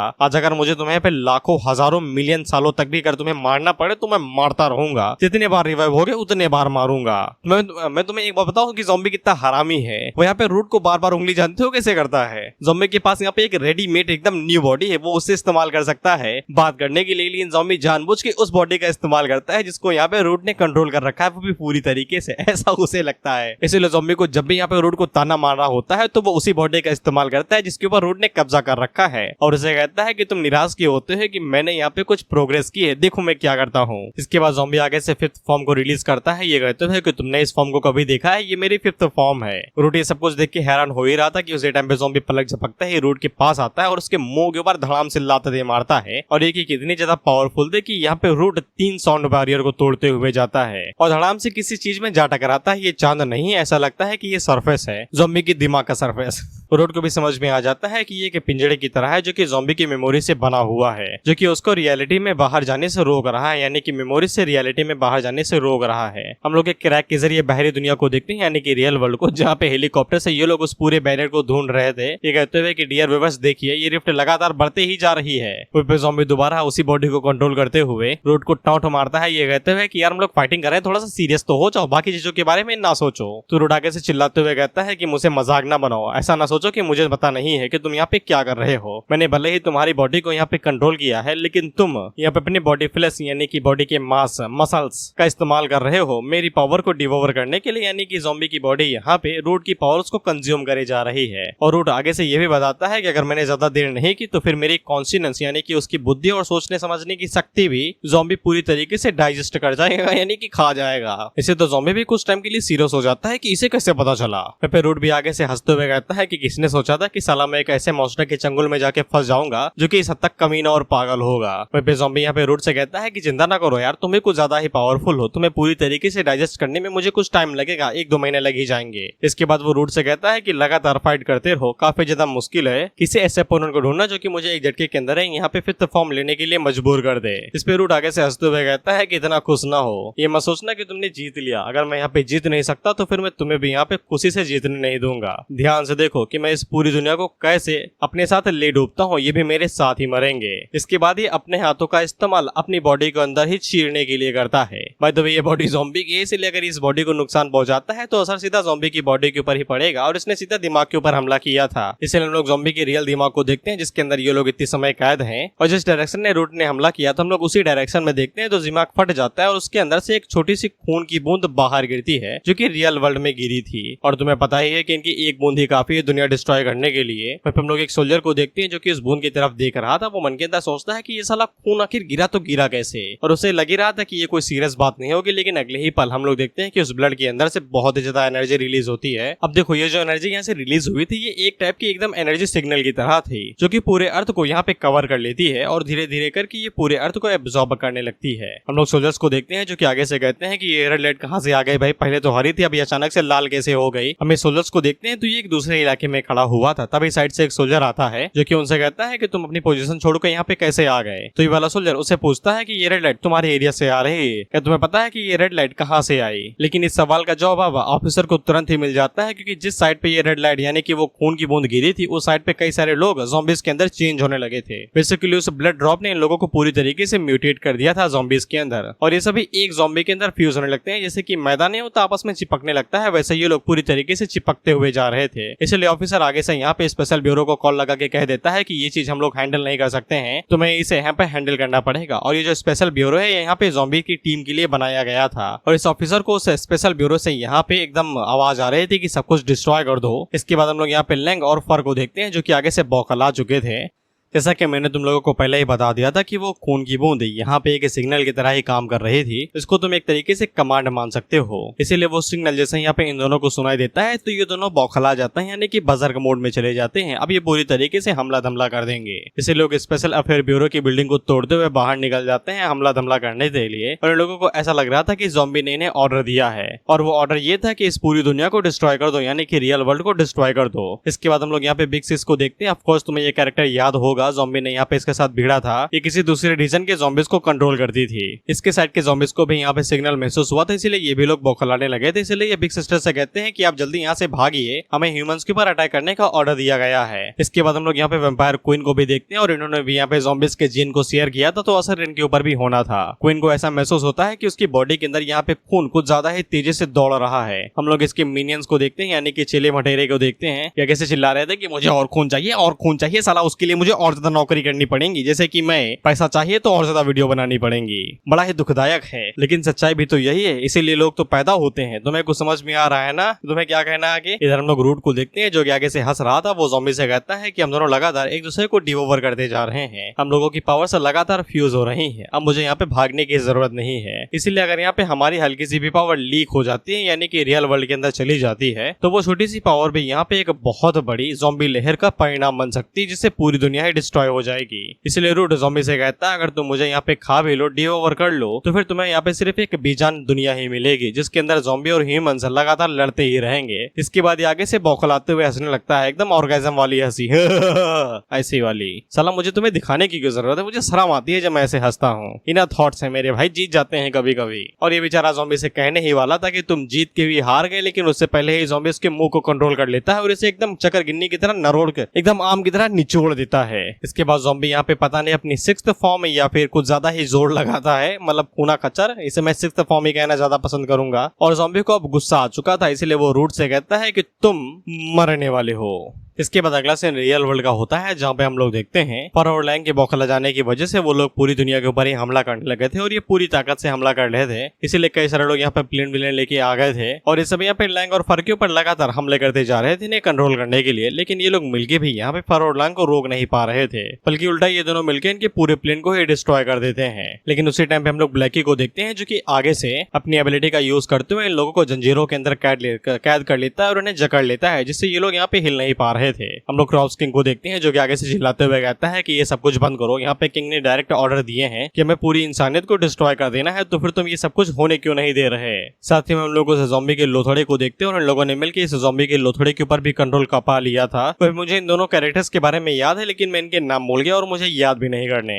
ये दोनों इसी बारे में बात कर रहे थे कि ये मॉन्स्टर यहाँ पे म्यूटेशन की वजह से बना है, और ये लड़की आगे से कहती है कि ज़ॉम्बी ने तो बस 2 ही बियर पिए थे, क्या उस बियर की वजह से यहाँ पे मेल फंक्शन हो गया और ये मॉन्स्टर बन गया क्या। लेकिन उसी टाइम पे यहाँ पे ब्लैकी आता है जो कि इन लोगों को बताता है कि ज़ॉम्बी की पावर इतने समय किसी दूसरे मॉन्स्टर के साथ फ्यूज हो रही है और इसी वजह से यहाँ पे जितने भी ज़ॉम्बीज हैं वो सभी बजर्ग मोड में जा चुके हैं। ब्लैकी के ऊपर भी यहाँ पे कमांड का असर हो रहा था, लेकिन तुम्हें पता है कि ब्लैकी ज़ॉम्बी के उन चेलों में से एक है जो कि कुछ ज्यादा ही स्ट्रॉन्ग है। ब्लैकी अकेला ही यहाँ पे बाकी सभी को आसानी के साथ हैंडल कर सकता है। ये लड़की आगे से रिपोर्ट को पढ़ते हुए बताती है कि ज़ॉम्बी इस दुनिया के अंदर जितने भी ज़ॉम्बीज हैं वो सभी यहाँ पे अग्रेशन दिखा रहे हैं और अगर ऐसा ही चलता रहा तो फिर यहाँ पे ज़ॉम्बी और इंसानों के बीच में जंग दोबारा शुरू हो जाएगी। ये बंदा आगे बढ़ता है और वो ब्लैकी से कहता है कि तुम्हें यहाँ से निकल जाना चाहिए, इस बार इंसानों को ये सब कुछ संभालने दो। ब्लैकी इनसे कहता भी है कि मॉन्स्टर का लेवल तुम लोगों से ज्यादा हाई है, तुम उसे संभाल नहीं सकते हो। उसी टाइम पे हम लोग उस लोथड़े वाले मॉन्स्टर को देखते हैं जो कि अभी तक मारा नहीं था, वो दोबारा जिंदा होने लगता है। इस बंदे का जो भी नाम है ये आगे से कहता है कि ये ना भूलो कि हम लोगों की कॉम्बैक्ट पावर यहाँ पे तुम लोगों के लिए ही बनाई गई है, और इस बात को भी ना भूलना कि पिछले लाखों सालों से सिर्फ तुम लोग यहाँ पे हम लोगों से हारते हुए आए हो, क्योंकि ज़ॉम्बी तुम्हारी साइड पे ताकत हो। और ये सब कुछ कहने के बाद ये अपनी मसल्स को दिखाता है तो इसके कपड़े फट जाते हैं जस्ट लाइक पूरी प्रिजनर। इसके बाद ये उस मॉन्स्टर के ऊपर हमला करते हुए कहता है कि अगर हम तुम्हें हरा नहीं सकते हैं तो फिर हम तुम्हें सिर्फ मरते दम तक रोक के ही रख सकते हैं और यही हमारा काम है। जिसके बाद वो मॉन्स्टर के ऊपर धड़ाधड़ पंचेस की बरसात कर देता है। वह बाकी सोल्जर्स आगे से हमला करते हुए कहते हैं कि मॉन्स्टर लगातार बढ़ते ही जा रहा है, तो ये लोग आगे से कहते हैं कोई फर्क नहीं पड़ता है, हमें यहाँ पे सिर्फ मिस्टर चैंग को सपोर्ट करना है। इस बंदे का नाम चैंग है, इसे भूल ही जाओ, कोई फर्क नहीं पड़ता, बस यही याद रखो चैंग। खैर रूट ने यहाँ पे सिर्फ एक ही मॉन्स्टर नहीं बनाया था, वो अपनी एबिलिटी का इस्तेमाल करते हुए दूसरी साइड पे भी इसी तरीके का एक और मॉन्स्टर बना देता है,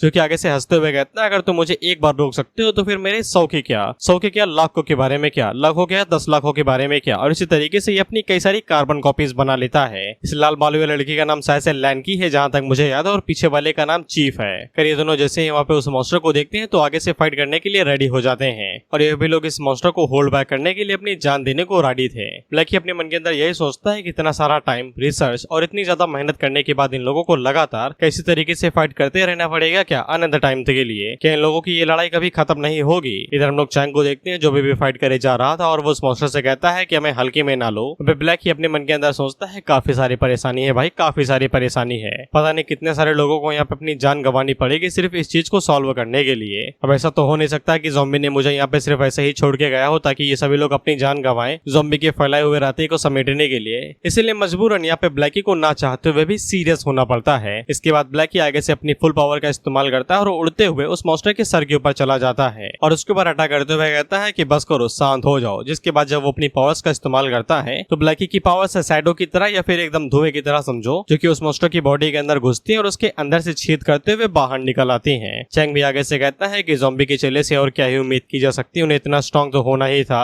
इसके बाद लैनकी और चीफ भी यहाँ पे आ जाते हैं और उनकी जरूरत नहीं थी, इन्हें समझ में आ जाता है। वहीं पे हम लोग ब्लैकी को देखते हैं जिसे कुछ महसूस हो रहा था। इसके बाद वो ऊपर आसमान की तरफ देखते हुए कहता है कि ये अजीब सी फीलिंग मेरा इत्तेफाक है या फिर ये सच में हो रहा है कि कोई हमें ऊपर से देख रहा है। इसके बाद यहाँ पे जूम आउट होता है तो हम लोग देखते हैं कि दूर गैलेक्सी में कोई तो इनकी तरफ आगे बढ़ रहा था, तुम्हें आगे समझ में आ जाएगा। इसके बाद इधर हम लोग ज़ॉम्बी को देखते हैं जो कि यहाँ पे रूट के साथ अब खेल रहा था। वो अपनी हाथों की उंगलियों का इस्तेमाल करते हुए रूट को मन के अंदर अपने मन के हिसाब से फिजेट स्पिनर की तरह इधर उधर गोल गोल घुमा रहा था। रूट भी आगे से हैरान होते हुए कहता है कि ये इम्पॉसिबल है, ऐसी पावर इस दुनिया के अंदर हो ही नहीं सकती है। वहीं पे इस पावर की वजह से ज़ॉम्बी अपनी बॉडी को ही अंदर से डिस्ट्रॉय कर दे रहा था। इसलिए रूट ज़ॉम्बी से कहता है कि रुक जाओ यार, क्या तुम्हें तुम्हारी बॉडी वापस नहीं चाहिए। ज़ॉम्बी उसे कहता है कोई बात नहीं, मैं पूरी बॉडी यहाँ पे रिक्लेम कर लूंगा, यानी कि वापस ले लूंगा। तो फिर रूट यहाँ पे दोबारा ज़ॉम्बी के ऊपर हमला करते हुए कहता है कि मैं तुमसे मरते दम तक फाइट करूंगा, लेकिन कोई फायदा नहीं था। रूट के अटैक ज़ॉम्बी को छू तक नहीं पा रहे थे। ज़ॉम्बी उसे कहता है बिल्कुल परफेक्ट टाइमिंग है, अब मैं यहाँ पे सब कुछ इस्तेमाल कर सकता हूँ। जिसके बाद ज़ॉम्बी यहाँ पे रूट की जितनी भी पावर थी उसे यहाँ पे इकट्ठा करने लगता है, यानी कि छोटी से बॉल के अंदर कंप्रेस करने लगता है। ज़ॉम्बी उसे कहता है कि चिंता ना करो, मैं तुम्हारा एक छोटा सा वजूद भी मिस नहीं करूंगा,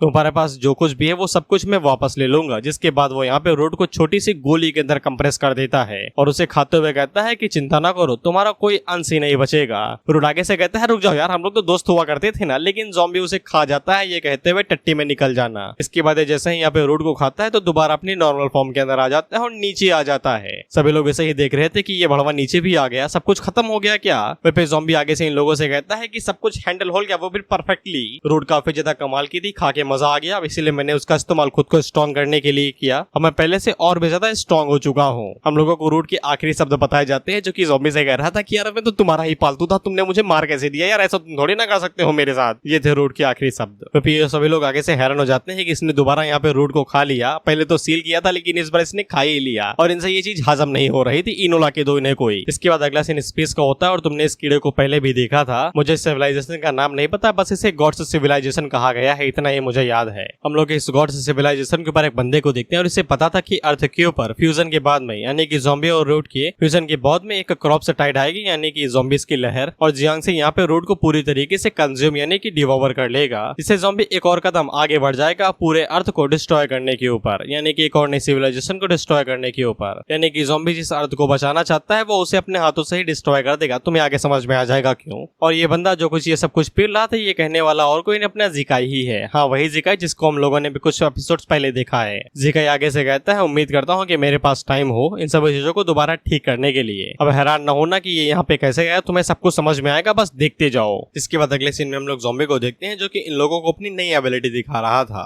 वो अपने हाथों से कोई चीज बनाता है और उसके अंदर रूट की पावर डाल देता है, जिसके बाद वो अपनी बना लेता है mini copy just like mini Doraemon. और आगे से ये उन्हें बना के कुछ ज्यादा ही खुश हो रहा था और उन लोगों से कहता है गौर से देखो ये है मेरी न्यू एबिलिटी। और ये सिर्फ एक मिनी डोरेमोन नहीं अपने कई सारे मिनी डोरेमोन्स बना सकता है, मिनी ज़ॉम्बीज जिनको मैं कहना चाहूंगा। इन लोगों के पसीने छूट जाते हैं ये देख के कि ये बड़वा करना क्या चाहता है अपने छोटे छोटे वर्जन बना के। फिर इसके बाद ज़ॉम्बी अपने छोटे वर्जन को यहाँ पे ऑर्डर देता है, ये कहते हुए कंधा दबाओ तो वो लोग उसके कंधे दबाते हैं, फुट मसाज करो तो वो लोग उसकी फुट मसाज करते हैं, और हाँ अंगूठे के नाखून के ऊपर अच्छे से बिलन रोल करो ताकि और ज्यादा मजा मिले। ज़ॉम्बी अपने मन के अंदर सोचता है कि उसे यहाँ पे इन्हें कंट्रोल करने की बस जरूरत नहीं, ये अपने मनमर्जी के हिसाब से ही यहाँ पे काम कर सकते हैं। और बाद में ज़ॉम्बी इन लोगों को यहाँ पे नैनो मशीन्स के साथ में इनहैंसमेंट दे देगा, यानी कि और भी ज्यादा बेहतर कर देगा। एक तरीके से ये माटी से ही बने हैं, बस रूट की पावर की वजह से ये जिंदा हो गए हैं। ज़ॉम्बी के छोटे वाले वर्जन ज़ॉम्बी से भी ज्यादा खतरनाक है, ये भाई सारा काम कर रहे थे। ये ज़ॉम्बी की मालिश करते हैं, उसका सर भाई कपड़े से पूछते हैं, ये कहते हैं कि मालिक आपको कुछ नहीं होना चाहिए। तो ये सभी लोग ज़ॉम्बी को हैरान होते हुए देख ही रहे थे कि ये साला क्या कर रहा है अपनी नई एबिलिटी के साथ में। तो ये लोग ज़ॉम्बी से पूछते हैं कि ज़ॉम्बी तुम्हें पक्का यकीन है ना कि तुमने उस बंदे को यहाँ पे खा लिया है, इसके साथ तुम फाइट कर रहे थे, तुम्हें पक्का यकीन है ना कि वो दोबारा बाहर नहीं आएगा और तुम्हें मारने की कोशिश नहीं करेगा। ज़ॉम्बी आगे से कहता है कि उसे कुछ भी याद नहीं, वो सब कुछ भूल चुका है। उसने यहाँ पे जब रूट को खाया तो फिर उसका स्वाद काफी ज्यादा बढ़िया था और उसने उसे खा ही लिया। फिर ज़ॉम्बी की मिनी वर्जन उसे यहाँ पे पानी लाके देखते हैं तो ज़ॉम्बी उसका पानी पीता है और उन्हें बताता है कि रिजल्ट ग्रेट ही है, उसने यहाँ पे रूट को खा के एक नई सुपर एबिलिटी यहाँ पे बना ली है जो कि उसके लिए काफी ज्यादा कन्वीनियंट है, यानी कि सुविधाजनक है। और इस एबिलिटी की वजह से यहाँ पे उसे और भी कई सारी मेमोरीज याद आ गई। फिर ज़ॉम्बी के जो मिनी वर्जन थे ये भाई एकदम पूरी तरीके से काम धंधे में लग गए थे, पानी लाते हैं, आग लगाते हैं, खाना बनाते हैं, सब कुछ रेडी कर रहे थे। ये डुबान आगे से कहती है कि इनकी सेटिंग किसने की है भाई, इनकी कोडिंग किसने की, साला इन लोगों को सब्जियां कहाँ से मिली, पहले मुझे ये बताओ, ये खाना कैसे बना रहे हैं इन छोटे छोटे हाथों से, इनके हाथों से बना हुआ मोमोज भी इनसे दुगना होगा। जिस पे हेड आगे से कहता है कि हम लोग कुछ भी नहीं करते हैं, एशियंट ने कहा था, यानी कि एशियंट ह्यूमन ने कहा था कि ज़ॉम्बी ने यहाँ पे 6 सिविलाइजेशन डिस्ट्रॉय किए हैं, इसलिए उसके पास बहुत ज्यादा एक्सपीरियंस है। ज़ॉम्बी इन लोगों को यहाँ पे कई सारे सिविलाइजेशन के बारे में बताता है कि जैसे एशियंट टेक्नोलॉजी सिविलाइजेशन, साथ ही में वो उन लोगों को यहाँ पे gods and the Esper civilisation के बारे में भी बताता है। ये वही सिविलाइजेशन है यहाँ से जिकाई आया है। हेड आगे बढ़ता है और वो ज़ॉम्बी से कहता है कि तुम्हें कुछ ऐसा याद है जो आसी पास में होने वाला हो, यानी कि पास्ट या फिर प्रेजेंट का जो आसी पास में हुआ हो। ज़ॉम्बी आगे से कहता है कि आसी पास में तो मुझे इतना ही याद है कि मैंने यहाँ पे गॉड्स सिविलाइजेशन के साथ फाइट की थी और मैंने इनके एक पावरफुल बंदे के साथ फाइट की थी जिससे मैं मारा गया था और मेरे टुकड़े टुकड़े हो गए थे। इसके बाद जिकाई और बाकी लोगों ने यहाँ पे ज़ॉम्बी को ढूंढा और उसके टुकड़ों को जोड़ के उसे जिंदा किया। जिकाई आगे से पूछता है ब्रदर तुम्हें पक्का यकीन है ना कि ये वही ट्रेजर है जिसके बारे में तुम लोग बात कर रहे थे। इस पे इन लोगों का वही वाला बंदा जो चश्मा लगाता है वो आगे से कहता है कि लोकेशन एकदम ठीक है यार, लेकिन मुझे समझ में नहीं आ रहा कि मैंने ये ऑर्डिनरी ज़ॉम्बी ढूंढ कैसे लिया। यार उस टाइम पे ज़ॉम्बी पूरी तरीके से ब्लैंक स्टेट में था, यानी कि कोमा में था और उसकी मेमोरीज और बाकी चीजों को यहाँ पे रिकवर होने के लिए पावर की जरूरत थी। फिर इसके बाद ज़ॉम्बी इन लोगों से कहता है कि चलो यार मैं तुम लोगों को उस समय में लेके ही चलता हूँ, जाके तुम लोग सब कुछ समझ सको कि वहाँ पे हुआ क्या था। इस पे इन लोगों की फट जाती है। आगे से कहते हैं कि एक बार आके झेल चुके हैं, अब दोबारा नहीं झेलना है। इसीलिए वो तेजी से आगे बढ़ता है और वो ज़ॉम्बी का सर पकड़ के कहता है कि इतना ही काफी है मालिक और न परेशान कीजिए। अगर मैं ज़ॉम्बी को पकड़ लेते हैं ये कहते हैं कि मालिक हम तुमसे रिक्वेस्ट करते हैं कि मैं और कहीं न लेके जाओ, हम आपके साथ एक ही बार आगे तड़प गए हैं। ज़ॉम्बी उन लोगों से कहता है सच में क्या तुम लोग परेशान हो गए क्या, मुझे लगा कि ये कुछ ज्यादा ही मजेदार होगा। एग्जाम्पल के लिए हम लोगों ने यहाँ पे रोड के साथ दोबारा फाइट की, उसे दोबारा हराया, साथ ही में जिकाई और बाकी लोगों के साथ दोबारा मिलने का मौका मिला। मुझे तो लगता है कि ये सभी चीजें बहुत ज्यादा कमाल की हैं। और इसके बाद हम लोग जिकाई और उसकी बाकी गैंग को देखते हैं जहाँ पे ये लोग पूरी तरीके से ठीक ठाक थे। वह पे चश्मे आगे से पूछ रहा था कि तुम लोगों ने यहाँ पे ज़ॉम्बी को देखा, वो कहाँ पे चला गया, तो जिकाई आगे से कहता है कि मैं उसे ढूंढ के आता हूँ। इसके बाद हम लोग ज़ॉम्बी को देखते हैं जो कि इन लोगों से कहता है कि चलो भाई अगर तुम लोग यहाँ पे इंटरेस्टेड नहीं हो दूसरे रियलम में जाने के लिए तो हम सभी लोग वापस चलते हैं। लेकिन उसी टाइम पे ज़ॉम्बी को छींक आती है। पे ज़ॉम्बी को जो छींक आती है तो ये छींक कुछ ज्यादा ही पावरफुल थी, ये पूरी जगह को डिस्ट्रॉय ही कर देती है। इसके बाद अगला सीन यहाँ पे रियलिटी का होता है जहाँ पे हम लोग देखते हैं कि ये मॉन्स्टर अभी भी नहीं मरा था। लकी को इस पे कोई भी हैरानी नहीं हुई थी क्योंकि जो भी चीज यहाँ पे ज़ॉम्बी के जीन से बनी होती है उसे इतनी आसानी के साथ मारा नहीं जा सकता है। ब्लैकी इस बारे में सोच ही रहा था कि उसे यहाँ पे थोड़ी और मेहनत करनी पड़ेगी कि उससे पहले ही यहाँ पे जिकाई आ जाता है। और ये वाला जिकाई एडवांस वर्जन वाला जिकाई है जिसको हम लोगों ने कुछ समय पहले देखा था। हम लोग देखते हैं कि जिकाई बस अपने पावर का थोड़ा बहुत हिस्सा इस्तेमाल करता है और वो पैर जैसे ही मॉन्स्टर के ऊपर रखता है तो उस मॉन्स्टर के चीथड़े उड़ जाते हैं। वो मॉन्स्टर एक झटके के अंदर ही मारा जाता है। अब देखो यहाँ पे जिकाई और उसके क्लैन की जो एबिलिटी है, अगर मैं उसको समझाने के लिए तुम्हें प्राइम एग्जांपल दूं तो फिर तुम लोग पबजी और फ्री फायर को ले सकते हो। इमेजिन करो तुमने एक टीम मैच शुरू किया और तुमने गेम जैसे ही स्टार्ट किया तो फिर तुम अपने प्लेयर की जगह पे आ गए हो, यानी कि तुम पैरासूट से अब इरांगल या फिर बरमूडा मैप में कूद रहे हो। तुम गन लेते हो, सर्वाइव करते हो, लेकिन आखिर में तुम्हारे दिमाग में गोली पड़ती है और तुम मारे जाते हो। जिकाई और उसके क्लैन की एबिलिटी यही है कि वो यहाँ पे रियलिटी को गेम के अंदर चेंज कर देता है, जिससे वो अपने अपोनेंट को काफी इजीली ही मार देता है, बस कुछ छोटे मोटे चेंजेस करके। जिसके अगले सीन में हम लोग देखते हैं कि उस मॉन्स्टर के ऊपर यहाँ पे हेल्थ बार आ जाता है और साथ ही में उसका लेवल यहाँ पे 99 था। लेकिन ये जो हेल्थ बार और लेवल मैंने तुम्हें बताया यहाँ पे ब्लैकी को नहीं दिखाई दे रहा था, उसे सिर्फ जिकाई को ही दिखाई दे रहा था। ब्लैकी जिकाई से कह रहा था कि तुम इन तरीकों का इस्तेमाल करके यहाँ पे उसे नहीं मार पाओगे, लेकिन हम लोग जिकाई को देखते हैं और उसे अपनी एबिलिटी के ऊपर पूरा यकीन था, इसलिए वो जैसे ही यहाँ पे उस मॉन्स्टर के ऊपर एक अटैक करता है तो वो मॉन्स्टर एक झटके के अंदर ही मारा जाता है, क्योंकि उसे यहाँ पे 1,70,000 का डैमेज पड़ा था, तो एक झटके के अंदर ही वो मारा गया। बेसिकली उसकी हेल्थ बार खत्म हो गई तो वो मर गया यार। इसको देखिए ये लोग हैरान हो जाते हैं कि हमारे यहाँ पसीने छूटे जा रहे हैं और ये भाई साहब बस एक लात मार के उसे मारे दे रहे हैं। यहाँ तक कि ब्लैकी भी हैरान हो जाता है क्योंकि ये मॉन्स्टर यहाँ पे सीधा ज़ॉम्बी के जीन से ही बना था और इस तरीके से मॉन्स्टर को मार गिराना काफी ज्यादा हैरानी की बात है। वो यही सोच रहा था कि अब ये बंदा कौन है। फिर इसके बाद जिकाई इन लोगों के सामने आता है और अपने बारे में बताता है कि उसका नाम जिकाई है और वो उन लोगों से कहता है क्योंकि इस डिजास्टर को जो कि ज़ॉम्बी ने यहाँ पे क्रिएट किया है उसे पूरी तरीके से खत्म करने के लिए उसे यहाँ पे ज़ॉम्बी और इस पूरे प्लेनेट को एक साथ ही डिस्ट्रॉय करना पड़ेगा, यानी कि मिटाना पड़ेगा। इस पे इन लोगों की चीख निकल जाती है कि ऐसा ना करो यार, ज़ॉम्बी तक तो ठीक है लेकिन हमारे प्लेनेट को क्यों। तो फिर चांग यहाँ पे जिकाई के ऊपर चिल्लाते हुए कहता है कि तुम्हारा क्या मतलब है भाई, सब कुछ ठीक होगा, तुम हमें बचा लोगे सभी को मार के। जिकाई उसे कहता है कि इन सभी बातों के लिए टाइम नहीं है क्योंकि डिजास्टर अब आने वाला है। हम लोगों ने ज़ॉम्बी के दिमाग के अंदर देखा था कि उसने चीख मारी थी, तो फिर उसकी मेमोरी का जो बैरियर वहां पे बना हुआ था, यानी कि जो रियलिटी और मेमोरी को आपस में रोक रहा था, वो चीख की वजह से वो बाउंड्री टूट जाती है और ये सभी एकदम मेमोरी से बाहर एकदम रियलिटी के अंदर आ धमकते हैं। और ये जितनी फोर्स से नीचे गिरे थे, अगर ये नीचे गिरते तो मारे जाते और ऊपर से धरती में गड्ढे हो जाते हैं। बेसिकली परमाणु बम समझो इन्हें। इसलिए ब्लैकी जल्दी से अपनी एबिलिटी का इस्तेमाल करता है और वो अपनी एबिलिटी का इस्तेमाल करते हुए इन्हें नीचे गिरने से बचाने लगता है ताकि ये लोग मरे नहीं और धरती बची रहे।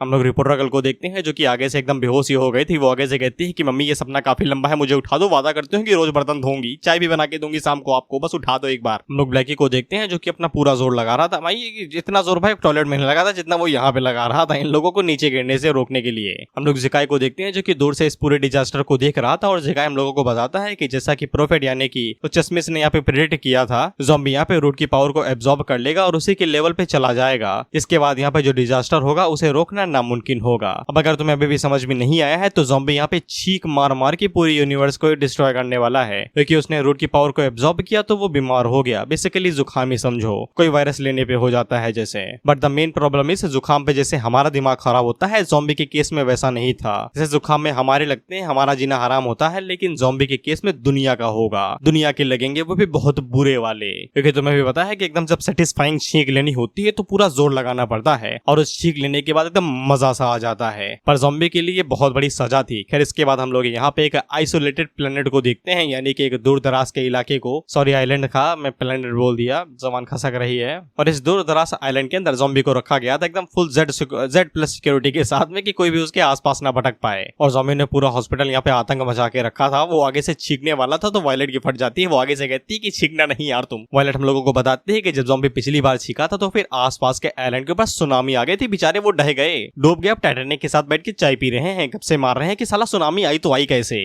वो तो ये को वायलेट ने समय रहते हैं यहाँ पे ज़ॉम्बी को शहर से सीधा इस आइलैंड पे ले आई, नहीं तो शहर भी अब तक डिस्ट्रॉय हो चुका होता। इसके बाद वायलेट यहाँ पे ज़ॉम्बी के लिए खाना लेके आए थे। वो उसे कहते हैं कि तुम्हें हल्का खाना खाना है, डॉक्टर ने यही कहा है, इसलिए मैं तुम्हारे लिए यहाँ पे दलिया लेके आई हूँ। ज़ॉम्बी को अभी भी यहाँ पे प्रोटीन चाहिए था। वो आगे से कहता I want egg, I need protein, लेकिन उसकी ये इच्छा पूरी हो पाती कि उससे पहले यहाँ पे ब्लैकी आ जाता है और वो ज़ॉम्बी के लिए यहाँ पे भर भर के दवाइयां लेके आया था। HIV, कोविड, सोविड, नोविड, कोविड जितनी भी थी सब ले आया था। ये कहते हुए कि पता नहीं कौन सी दवाई काम करेगी, आप सब खा लीजिए। ज़ॉम्बी उसे कहता है कि तुम्हें मेरी इतनी चिंता करने की जरूरत नहीं, बस मेरी नाक थोड़ी सी जमी जमी सी है, कुछ दिनों के अंदर मैं ठीक हो जाऊंगा। लेकिन ज़ॉम्बी को दोबारा यहाँ पे छींक आने वाली थी और ज़ॉम्बी का चेहरा ऐसा बन जाता है। वहीं पे ज़ॉम्बी जैसा ही चेहरा बनाता है तो ये दोनों घबरा जाते हैं। आगे से कहते हैं कि छींकना नहीं गुरु, छींकना नहीं, अगर छींकना तो ऊपर की तरफ छींकना, नीचे नहीं। इसलिए ये लोग मौका देख के ज़ॉम्बी को बेड के ऊपर ही लिटा देते हैं जिससे उसकी छींक ऊपर की तरफ जाती है। बट हमें पता है कि ज़ॉम्बी कोई अजीबोगरीब प्राणी नहीं है, वो एकदम बाहुबली प्राणी है। इसलिए जब वो छींक मारता है तो छींक की जो थोड़ी सी छींटें होती हैं वो उड़ते हुए मार्स से सीधा टकराती हैं और मार्स के चीथड़े उड़ जाते हैं। मार्स आगे से कहता है कि साला मैं इलोन मस्क को यहाँ पे अपने ऊपर पैर रखने नहीं दे रहा और ये लोग मेरे ऊपर छींक मार रहे हैं, लालत है इसी जिंदगी पे। हम लोग मार्स के पास यहाँ पे फीट ब्यूरल सैटेलाइट को देखते हैं, जो कि इन सभी चीजों को कैप्चर कर रहा था और इन्हें कैप्चर करने के बाद वहाँ पे फीट ब्यूरो हेडक्वार्टर के पास भेज देता है, जहाँ पे ये सभी लोग आगे से घबरा गए थे और कुछ तो बेहोशी हो गए कि दादा हम नहीं दिखा जा रहा भाई, मैं नहीं जा रहा, मैं छोड़ दिया ये सब नौकरी। ये आगे से चिल्लाते हुए कहते हैं कि आपने देखा कि ऑर्बिट से कुछ तो निकला स्यू से और उसने मार्स के पूरे स्ट्रक्चर को ही यहाँ पे डिस्ट्रॉय कर दिया झटके के अंदर। बेचारा मार्स भी रो रहा है आगे से।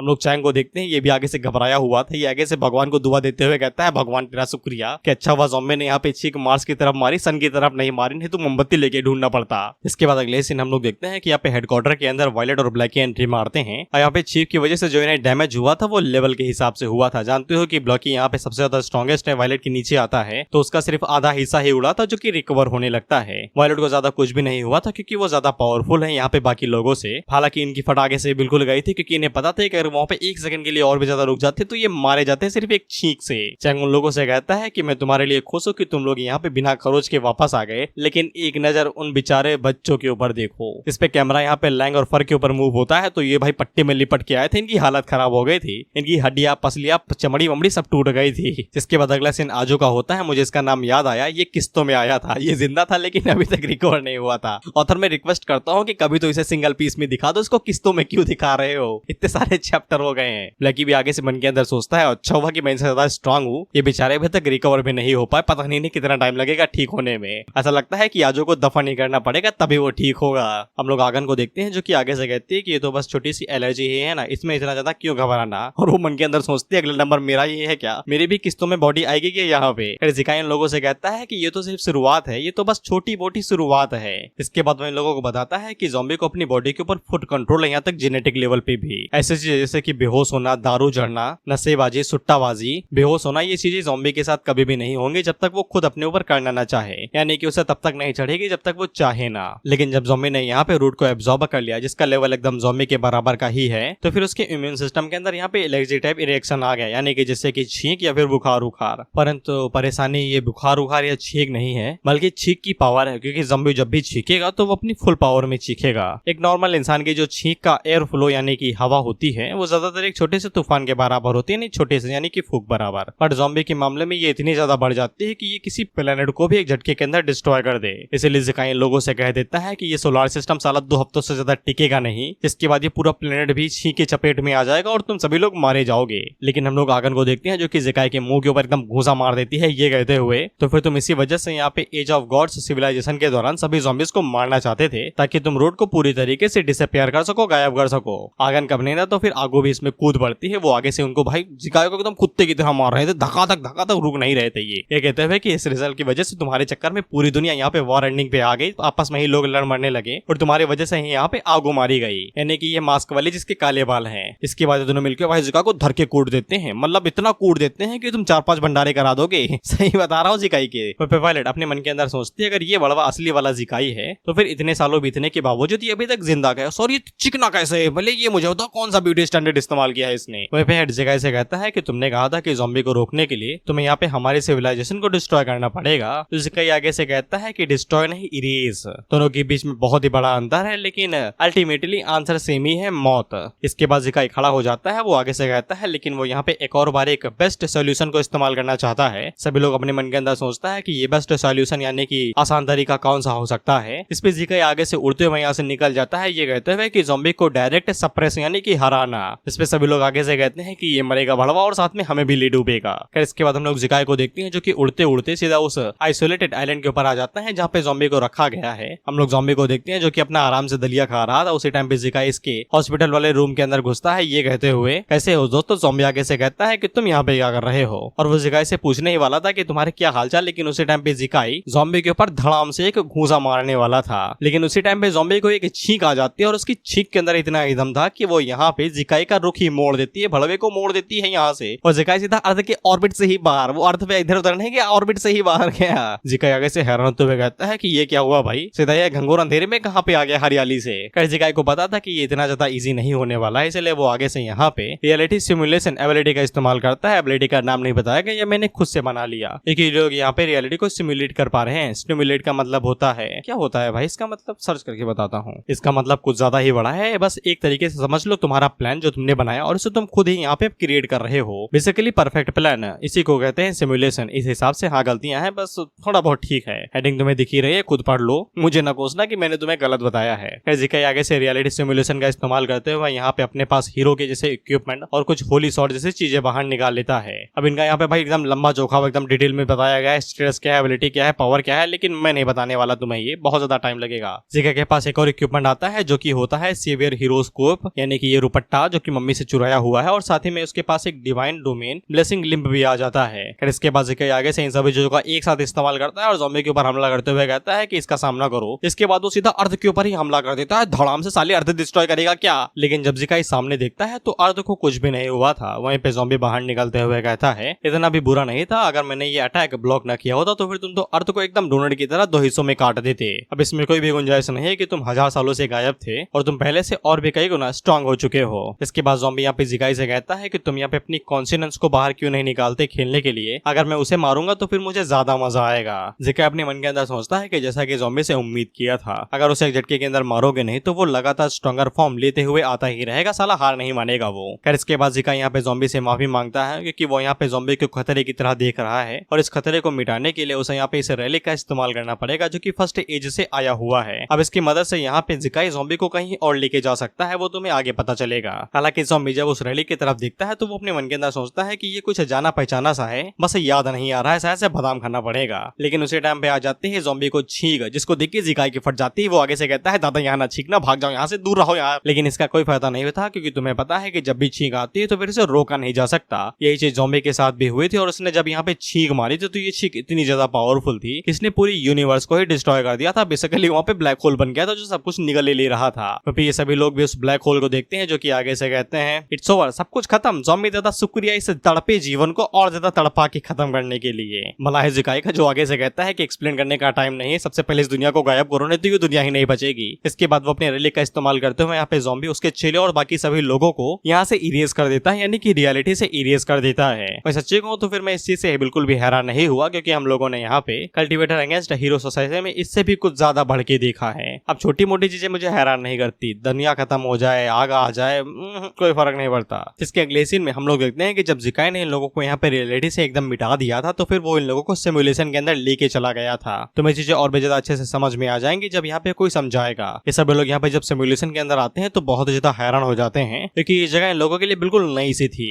हम लोग रिपोर्टर को देखते हैं जो कि आगे से कहते हैं कि मैं घर जाके मैगी ही चढ़ाई थी, साला इन लोगों ने खाने तक नहीं दी, वापस बुला लिया इन लोगों ने। मुझे तो फ्यूचर भी दिखाई दे रहा है कि अमिताभ बच्चन कह रहा होगा देखा लापरवाही का नतीजा। फिर हम लोग ज़ॉम्बी को देखते हैं जिसको ये जगह जानी पहचानी से लग रही थी, जिसके बाद वो थोड़ा सा इर्द गिर्द घूमता है तो फिर उसे यहाँ पे ब्लैकी भी मिल जाता है। ब्लैकी भी ज़ॉम्बी से यही चीज पूछता है कि आप क्या इस जगह के बारे में जानते हैं, कि आप यहाँ पे पहले भी आ चुके हैं। ज़ॉम्बी को इस जगह के बारे में पता था लेकिन वो ज्यादा कुछ बताता नहीं है क्योंकि उसी टाइम में इन लोगों की नजर एक बहुत बड़े पिलर के ऊपर पड़ती है। बेशक ये कोई गार्डियन या फिर कोई होली होली पिलर होगा। उसी टाइम पे हम लोग देखते हैं कि उस पिलर के ऊपर जो एकदम टॉप पे कुछ लगा हुआ तो उससे बीप की आवाज आती है। अब मैं तुम्हें और ज्यादा अच्छे से समझाने के लिए कह दूं तो फिर तुम्हें इसे एक तरीके से गेम की लॉबी समझो जहाँ पे सारी चीजें चेक की जाती हैं, उसका बिहेवियर, सॉरी प्लेयर का बिहेवियर, उसका आईडी वाईडी सब कुछ। कहीं साला हैकर तो नहीं है ये, इसलिए यहाँ पे एक सिस्टम को पता चला था कि कोई इलीगल बिहेवियर यहाँ पे डिटेक्ट किया गया है जो कि होता है अनड्रेसिंग बंदा, यानी कि हमारा चैंग जो कि नंगा धड़ंगा ही आ गया था। बेसिकली ये चैंग का बैटल टेस्ट स्टैंस है, यानी कि वो जब भी लड़ता है तो नंगा हो जाता है। लेकिन सिस्टम को ये चीज बिल्कुल भी मंजूर ना था क्योंकि पीछे के लोग कहते हैं कि ये नंगा कहाँ से, या भागो यहाँ से। इसके बाद वो सभी लोग चैंग से दूर भाग जाते हैं, ये कहते हुए कि बच्चों इसकी तरफ ना देखना। इसके बाद हम लोग डुआन को देखते हैं जो कि चैंग के ऊपर चढ़ाई कर देती है, ये कहते हुए कि तुम नंगे क्यों घूम रहे हो। तो चैंग आगे से कहता है कि वो कुछ भी नहीं कर सकता है। महल को देख के उसका बैटल मोड एक्टिवेट हो गया, वो नंगा धड़ंगा हो गया। फिर इसके बाद यहाँ पे इस दुनिया की रानी या फिर एग्जीक्यूटिव जो भी हो वो आती है। वो इन लोगों से कहती है कि तुम लोगों का गेम वर्ल्ड के अंदर स्वागत है, और वो इन लोगों को बताती है कि होली रैली की मदद से इन लोगों ने यहाँ पे पूरी अर्थ को डेटा के अंदर बदल दिया है। इसको इन्फॉर्मेशन की मदद से यहाँ पे एक वर्चुअल स्पेस के अंदर बदल दिया गया है। कहता कि ज़ॉम्बी की जो यहाँ पे एबनॉर्मल स्टेट है, यानी कि उसकी जो बीमारी है वो भी यहाँ पे डेटा हो जाएगी और उसकी बॉडी के अंदर जो भी ग्लिचेस यानी कि बीमारी रहेगी उसे हटा दिया जाएगा। इसलिए हम लोग देखते हैं कि ज़ॉम्बी की नाक यहाँ पे ठीक हो जाती है। अब उसे यहाँ पे छींक नहीं आ रही थी। इसे ज़ॉम्बी काफी ज्यादा खुश हो जाता है कि अब उसे और ज्यादा छींक नहीं आएगी। लेकिन उसके पीछे हम उसके चेलों को देखते हैं जिन्हें ज्यादा खुशी हो रही थी क्योंकि अब ये कटे फिटेंगे नहीं, किस्तों में जो नहीं रहेंगे। इसके बाद ज़ॉम्बी उस लड़की की तरफ देखता है और उससे कहता है कि तुम्हारी आवाज कुछ जानी पहचानी से लग रही है। वहीं पे हेड को यकीन ही नहीं हो रहा था कि एज ऑफ गॉड्स सिविलाइजेशन के लोग ऐसा कुछ भी कर सकते हैं कि पूरी अर्थ को यहाँ पे गेम के के अंदर बदल दे। हम लोग डुवान को देखते हैं जिसे सब कुछ हजम हो जा रहा था क्योंकि वो ज़ॉम्बी की मेमोरी से होके आ रही थी। अब अगर उसे आके कोई कह दे कि दुनिया पूरी फ्लैट है तो वो इस बात के ऊपर भी यकीन कर लेगी। खैर वो लड़की इन लोगों से कह रही थी कि मुझे माफ कर दो, ज़िकाई ने यहाँ पे अचानक से सब कुछ एक्टिवेट कर दिया, इसलिए उसके पास टाइम नहीं था तुम्हें समझाने के लिए, लेकिन मैं यहाँ पे तुम्हें डिटेल में सब कुछ समझाती हूँ। लेकिन तभी ज़ॉम्बी इसके पीछे आता है और उसके रोप को पकड़ के उसे कहता है कि पहले अपना असली चेहरा दिखाओ। जब ज़ॉम्बी यहाँ पे इसका चेहरा हटाता है तो फिर हमें पता चलता है कि ये लिया है। ऑफ कोर्स तुम्हें पहले ही पता चल चुका होगा अगर तुमने बुद्धि का इस्तेमाल किया होगा, बाकी नहीं भी किया तो क्या फर्क पड़ता है यार, मैं भी कौन सा स्मार्ट हूँ। हालांकि ज़ॉम्बी ने जब रोप को हटाया तो फिर रोप पूरा ही हट गया तो हमें यहाँ पे लिया की बॉडी दिखाई देती है जो पहले से ज्यादा सेक्सी हो चुकी थी। यहाँ तक कि ज़ॉम्बी भी शर्मा जाता है, वो आगे से आंखें बंद करते हुए कहता है माफ कर दो भाई, जानबूझ के नहीं किया, मुझे नहीं पता था कि तुम अपना ड्रेसिंग स्टाइल इतना ज्यादा चेंज कर लोगी। इससे तो लिया भी हैरान हो जाती है कि अचानक से क्या हो गया। जिसके बाद यहाँ पे आगन और आगू आते हैं। आगू यहाँ पे लिया से कहता है सिस्टर लिया, काफी टाइम से देखा नहीं, और आगन यहाँ पे लिया से कहती है कि तुम्हारा ड्रेसिंग स्टाइल सच में कुछ ज्यादा ही हाई हो गया है। लिया आगे से शर्माते हुए लोगों को समझाती है कि उसने यहाँ पे जानबूझ के सब कुछ नहीं किया, उसे यहाँ पे अगर ज़िकाई के साथ इस पूरे होली रैली के ऊपर कंट्रोल करना था तो फिर उसे यहाँ पे अपनी फिजिकल बॉडी के ऊपर गिव अप करना पड़ा रियलिटी के अंदर। जिसके बाद वो एक तरीके से डेटा यानी एक तरीके से सिस्टम बन गई, उसको तुम ग्रुप एडमिन मान सकते हो, जो कि यहाँ पे इस पूरे वर्ल्ड को कंट्रोल करती है। लेकिन वो अंदर से बिल्कुल भी नहीं बदली, वो बिल्कुल पहले की तरह ही है। लेकिन वो लोग अभी भी उससे कह रहे थे कि तुम्हारे ड्रेस बढ़िया है, एकदम 10 on 10।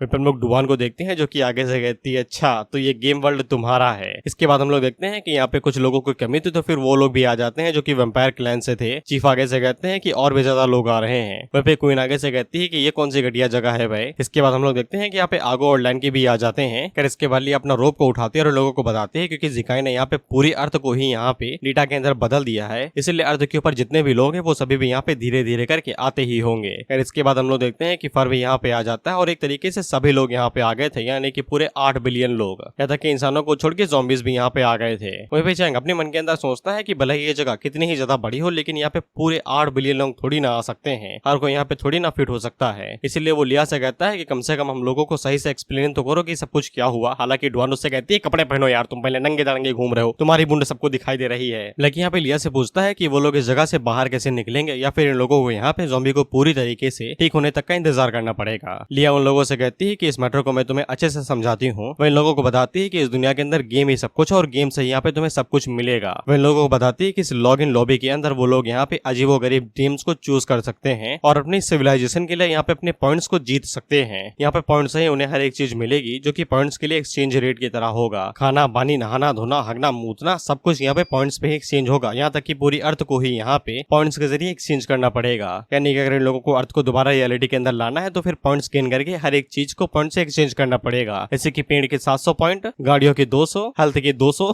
इस तरीके से। लिया इन लोगों को ये भी बताती है अगर ये लोग यहाँ पे गेम को कंप्लीट कर लेते हैं तो फिर ये लोग यहाँ पे एकदम ज़िकाई की तरह बन सकते हैं, जिससे वो रियलिटी में कभी भी वापस जा सकता है और उसने यहाँ पे गेम के अंदर जो भी पावर गेन की है वो अपने साथ लेके जाएगा। यानी गेम के अंदर अगर तुम जितने स्ट्रांग हो तो असल रियलिटी के अंदर भी उतने ही स्ट्रांग हो गए। ये वाली बात एकदम चैंग के दिमाग में जैसे ही घुसती तो फिर उसे समझ में आ जाता है कि यही मौका है बलवान बनने का। इसीलिए वो भागते हुए कहता है कि उसे ये गेम अभी के अभी खेलना है। इसके बाद वो ये गेम को चूज कर लेता है, ये कहते हुए कि किसी के अंदर भी घुस जाओ रिजल्ट तो सेम ही रहेगा। हालांकि लिया उसे कहने वाली थी कि सोच समझ के घुसना, लेकिन तब तक वो अंदर घुस चुका था। वही पिडवन ये देख के काफी ज्यादा हैरान हो जाती है क्योंकि चैंग यहाँ से गायब भी हो चुका था जैसा कि डेटा मिटता है। इसलिए वो लिया से पूछती है कि वो ठीक तो होगा ना नंगा, कहीं मरा तो नहीं गया। डुआन उससे कहती है कि कोई बात नहीं वो ठीक है, वो बस गेम के अंदर एंटर हुआ है, कुछ ही देर में वो वापस आ जाएगा। अब देखो यहाँ पे चैंग ने एकदम रैंडमली कोई भी मैच चूज कर लिया था, इसलिए इसकी मैचिंग कहीं भी हो जाती है। तुम्हें पता है कि तुम रैंडमली कहीं भी नहीं घुस सकते हो क्योंकि तुम्हारा पाला डेवलपर या फिर हैकर से भी पड़ सकता है और बेचारे चैंग के साथ यही हुआ था। इसका लेवल 1 था लेकिन जानते हो किससे भिड़ने वाला था, किसी ऐसे से जिसका लेवल यहाँ पे 70 के पास था। हालांकि चैंग को यही लग रहा था कि वो यहाँ पे बलवान है, उसे कोई भी यहाँ पे हरा नहीं सकता है, इसलिए वो गेम के अंदर इर्द गिर्द घूमने लगता है ये कहते हुए कि मुझसे ज्यादा पावरफुल कोई नहीं है, मुझे एनिमी दिखा तो मैं अभी उसे बताता हूँ कि कौन है यहाँ पे बाहुबली। हालांकि उसी टाइम पे एक एनिमी उसके पीछे से निकलता है जिसका लेवल यहाँ पे 68 के आसपास था। इसके बाद वो अपनी कुल्हाड़ी से यहाँ पे चैंग के ऊपर अटैक करता है और उसके 2 टुकड़े कर देता है। गेम शुरू होते ही खत्म भी हो गया। खैर जैसे ही वहाँ पे चैंग मरता है तो वो दोबारा इस लॉबी के अंदर आ जाता है। इसके बाद वो आगे से रोते हुए कहता है कि मैं इतना ज्यादा कमजोर हूँ कि मैं कुछ कर ही नहीं पाया। हालांकि डुआन से कहती है कि चड्डी पहनो यार, पहले बुंड दिखा रहे हो सबको अपनी, उसके बाद में जो करना करना अभी चड्डी पहनो तुम। अब उसी टाइम पे यहाँ पे एक नोटिफिकेशन आता है जो कि बताता है कि अर्थ सिविलाइजेशन ने एक बैटल हार दिया है, यानी कि एक गेम वो हार गए हैं, इसलिए उनकी तरफ से यहाँ पे 100 पॉइंट काट लिए जाते हैं। लिया आगे से कहती है कि ये तो मुझे पता ही नहीं था। और जैसे यहाँ पे 100 पॉइंट काटे जाते हैं तो इन लोगों के लिए जो लॉबी थी वो धीरे धीरे करके खत्म होने लगती है। पीछे की तरफ जो प्लेटफॉर्म था वो पूरी तरीके से टूटने लगता है। आगे से कहते हैं कि ये कहाँ जा जा रहा है भाई, प्लेटफॉर्म छोटा क्यों हो रहा है। यानी कि पॉइंट इन लोगों के लिए लाइफ साइकिल की तरह ही है। अगर ये एक पॉइंट गवाते हैं तो समझ लो 1 सेकंड गया इनका। नोटिफिकेशन से लिया को पता चलता है कि अर्थ के ऊपर कम से कम यहाँ पे 143 बिलियन पॉपुलेशन की है और टोटल गेम यहाँ पे 6 ही है अभी इस समय। इसलिए लिया इन लोगों से कहती है कि सुनो भाई, तुम लोग मेरी बात अच्छे से। अर्थ सिविलाइजेशन के अलावा भी यहाँ पे ऐसे कई सारे प्लेयर्स हैं जो कि दूसरी दुनिया से आए हुए हैं और वो यहाँ पे काफी लंबे टाइम से ही हैं। इसलिए उनके मुकाबले में तुम लोग यहाँ पे कई सारे गेम एनहांसमेंट को लॉस करते हो, यानी कि लैग करते हो। इसलिए लिया इन लोगों से कहती है कि अगर तुम लोग यहाँ पे कोई भी गेम चॉइस करने वाले हो तो फिर उसे बहुत ज्यादा सोच समझ के करना, क्योंकि अगर ये लोग इसी तरीके से यहाँ पे पॉइंट को लॉस करते रहे तो फिर प्लेटफॉर्म और ज्यादा छोटा हो जाएगा, जिसके बाद यहाँ पे इन लोगों के लिए जगह ही नहीं बचेगी, खड़े कहाँ पे रहेंगे ये। बेसिकली मेमोरी स्टोरेज की तरह ही समझो कि 100 MB भर सकते हो, उससे ज्यादा भरोगे तो फॉरवर्ड हो सकता है सब कुछ। वहीं पे जब चैंग की तरफ देखते हैं तो फिर उन्हें यकीन नहीं होता है कि चैंग का लेवल यहाँ पे काफी ज्यादा हाई है, लेकिन इसके बावजूद वो एक झटके के अंदर ही मारा गया। वहीं पे डुवान यहाँ पे लिया से पूछती है अगर ये प्लेटफॉर्म पूरी तरीके से खत्म हो गया तो फिर उनके साथ क्या होगा। तो लिया आगे से कोई भी जवाब नहीं देती है, सिर्फ आगे से माफी मांगती है, ये कहते हुए कि उन लोगों के पास कोई दूसरी चॉइस नहीं रहेगी। डुवान चीफ से कहती है इसका क्या मतलब है भाई कि इनके पास कोई और चॉइस नहीं है। तो चीफ आगे से कहता है कि हम लोग यहाँ पे हार ही नहीं सकते, हमें जीतना ही पड़ेगा, नहीं तो हम लोग मारे जाएंगे। लेकिन हम लोग ज़ॉम्बी को देखते हैं जिसे घंटा फर्क नहीं पड़ता, वो सिर्फ गेम खेलना चाहता है। वो आगे से कहता है कि ये गेम वाली चीज काफी ज्यादा कमाल की है, मैं कौन सा गेम चूज करूं। लिया ज़ॉम्बी से कहते हैं कि तुम भी यहाँ पे आए हुए हो तो फिर इसका मतलब यही है कि तुम भी यहाँ पे अर्थ के ही सिविलाइजेशन हो, सिविलाइजेशन के मेंबर हो। वहीं पे डुवान काफी ज्यादा खुश हो जाते हैं क्योंकि उसे पता है कि ज़ॉम्बी जब इनके साथ कोई भी एक्शन लेगा तो सब कुछ ठीक ही होगा।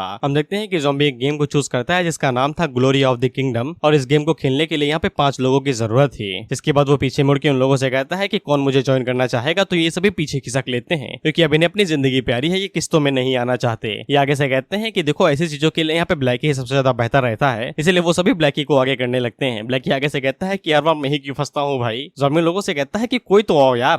तो फिर हम लोग क्वीन को देखते हैं जो कि ज़ॉम्बी से कहते हैं कि मुझे घंटा नहीं पता कि यहाँ पे क्या चल रहा है, लेकिन लड़ाई होने वाली है तो मुझे उसमें गिनो, मुझे लड़ाई दंगा पसंद है। तो फिर हम लोग देखते हैं कि चीफ और डुवान भी इस ग्रुप के अंदर आ जाते हैं क्योंकि उन्हें भी फाइट करनी थी। इसके बाद ब्लैकी भी आखिर में आ ही जाता है, जिसके बाद ये पांचों यहाँ पे glory of the kingdom game को चूज कर लेते हैं। वहीं पे ज़ॉम्बी जैसे ही गेम को स्टार्ट करता है तो फिर उसकी बॉडी यहाँ पे डिकम्पोज होने लगती है, यानी कि गायब होकर गेम के अंदर मर्ज हो जाती है। वहीं पे लिया ज़ॉम्बी से कहती है कि उसको ये करना ही पड़ेगा, नहीं तो वो लोग हारे जाएंगे। तो ज़ॉम्बी आगे से कहता है कि चिंता ना करो, सब कुछ मेरे ऊपर छोड़ दो। इसके बाद ये सभी लोग यहाँ पे गेम डंजन के अंदर चले जाते हैं जिसका नाम था ग्लोरी ऑफ किंगडम। हम देखते हैं कि ये चारों तो एकदम सडन एरिया में ही टेलीपोर्ट हुए थे, यानी कि कोई ज्यादा दूर वूर नहीं जहाँ पे इन्हें टेलीपोर्ट होना था। लेकिन ज़ॉम्बी कहीं और चला गया था। ज़ॉम्बी भी लाइक ज़ोरो बनूंगा मैं इस बार। वहीं पे क्वीन अपने मन के अंदर सोचते है कि ये जगह कौन सी है, कि यहीं पे बैटल होने वाला है, एनिमीज कहाँ हैं। वहीं पे डुवान उन लोगों से पूछते हैं कि ज़ॉम्बी कहाँ पे गया। तो चीफ आगे से कहता है कि उसकी चिंता ना करो, अपनी चिंता करो। तो ये सभी लोग फैसला करते हैं कि इन्हें ज़ॉम्बी को ढूंढना चाहिए क्योंकि वहीं इन लोगों के यहाँ पे मीट शील्ड बनेगा, क्योंकि उसके बिना तो कोई भी इन्हें हरा सकता है। लेकिन हम लोग ज़ॉम्बी को देखते हैं जो कि दूर दराज कहीं जंगलों में टेलीपोर्ट हुआ था। इसका भी लेवल एकदम 1 था और इसकी एचपी यहाँ पे 5 थी। और ज़ॉम्बी अपने मन के अंदर सोच रहा था कि बाकी लोग मुझे छोड़ के कहाँ पे चले गए भाई, मुझे अकेला ना छोड़ो, मुझे यहाँ पे जीना है। और इसी के साथ ये एपिसोड यहीं पे ही खत्म होता है। मैंने 2 चैप्टर्स छोड़ दिए यहाँ पे, मैं उन्हें कवर नहीं करने वाला, नहीं तो आज ये वीडियो अपलोड नहीं हो पाएगी। उम्मीद करता हूँ कि ये आधे घंटे की बन गई हो, सॉरी 1.5 घंटे की बन गई हो, नहीं तो मूड खराब हो जाएगा मेरा। खैर वीडियो कैसे लगी कमेंट में बता देना, ज्यादा उम्मीदें नहीं है, ठीक ठाक व्यूज आ जाए बस। नेक्स्ट वीडियो यहाँ पे 2 दिन के बाद आएगी क्योंकि full time short masters man की वीडियो मुझे शुरू से रिकॉर्ड करनी पड़ेगी क्योंकि वो 2 घंटे की बनानी है तो टाइम लगेगा, और उसकी मैंने पहले से रिकॉर्डिंग नहीं की थी, इनकी तो करके रखी थी आधे घंटे की, तो इनमें ज्यादा टाइम नहीं लगा। तो बाय बाय, अब 2 दिन के बाद मिलेंगे।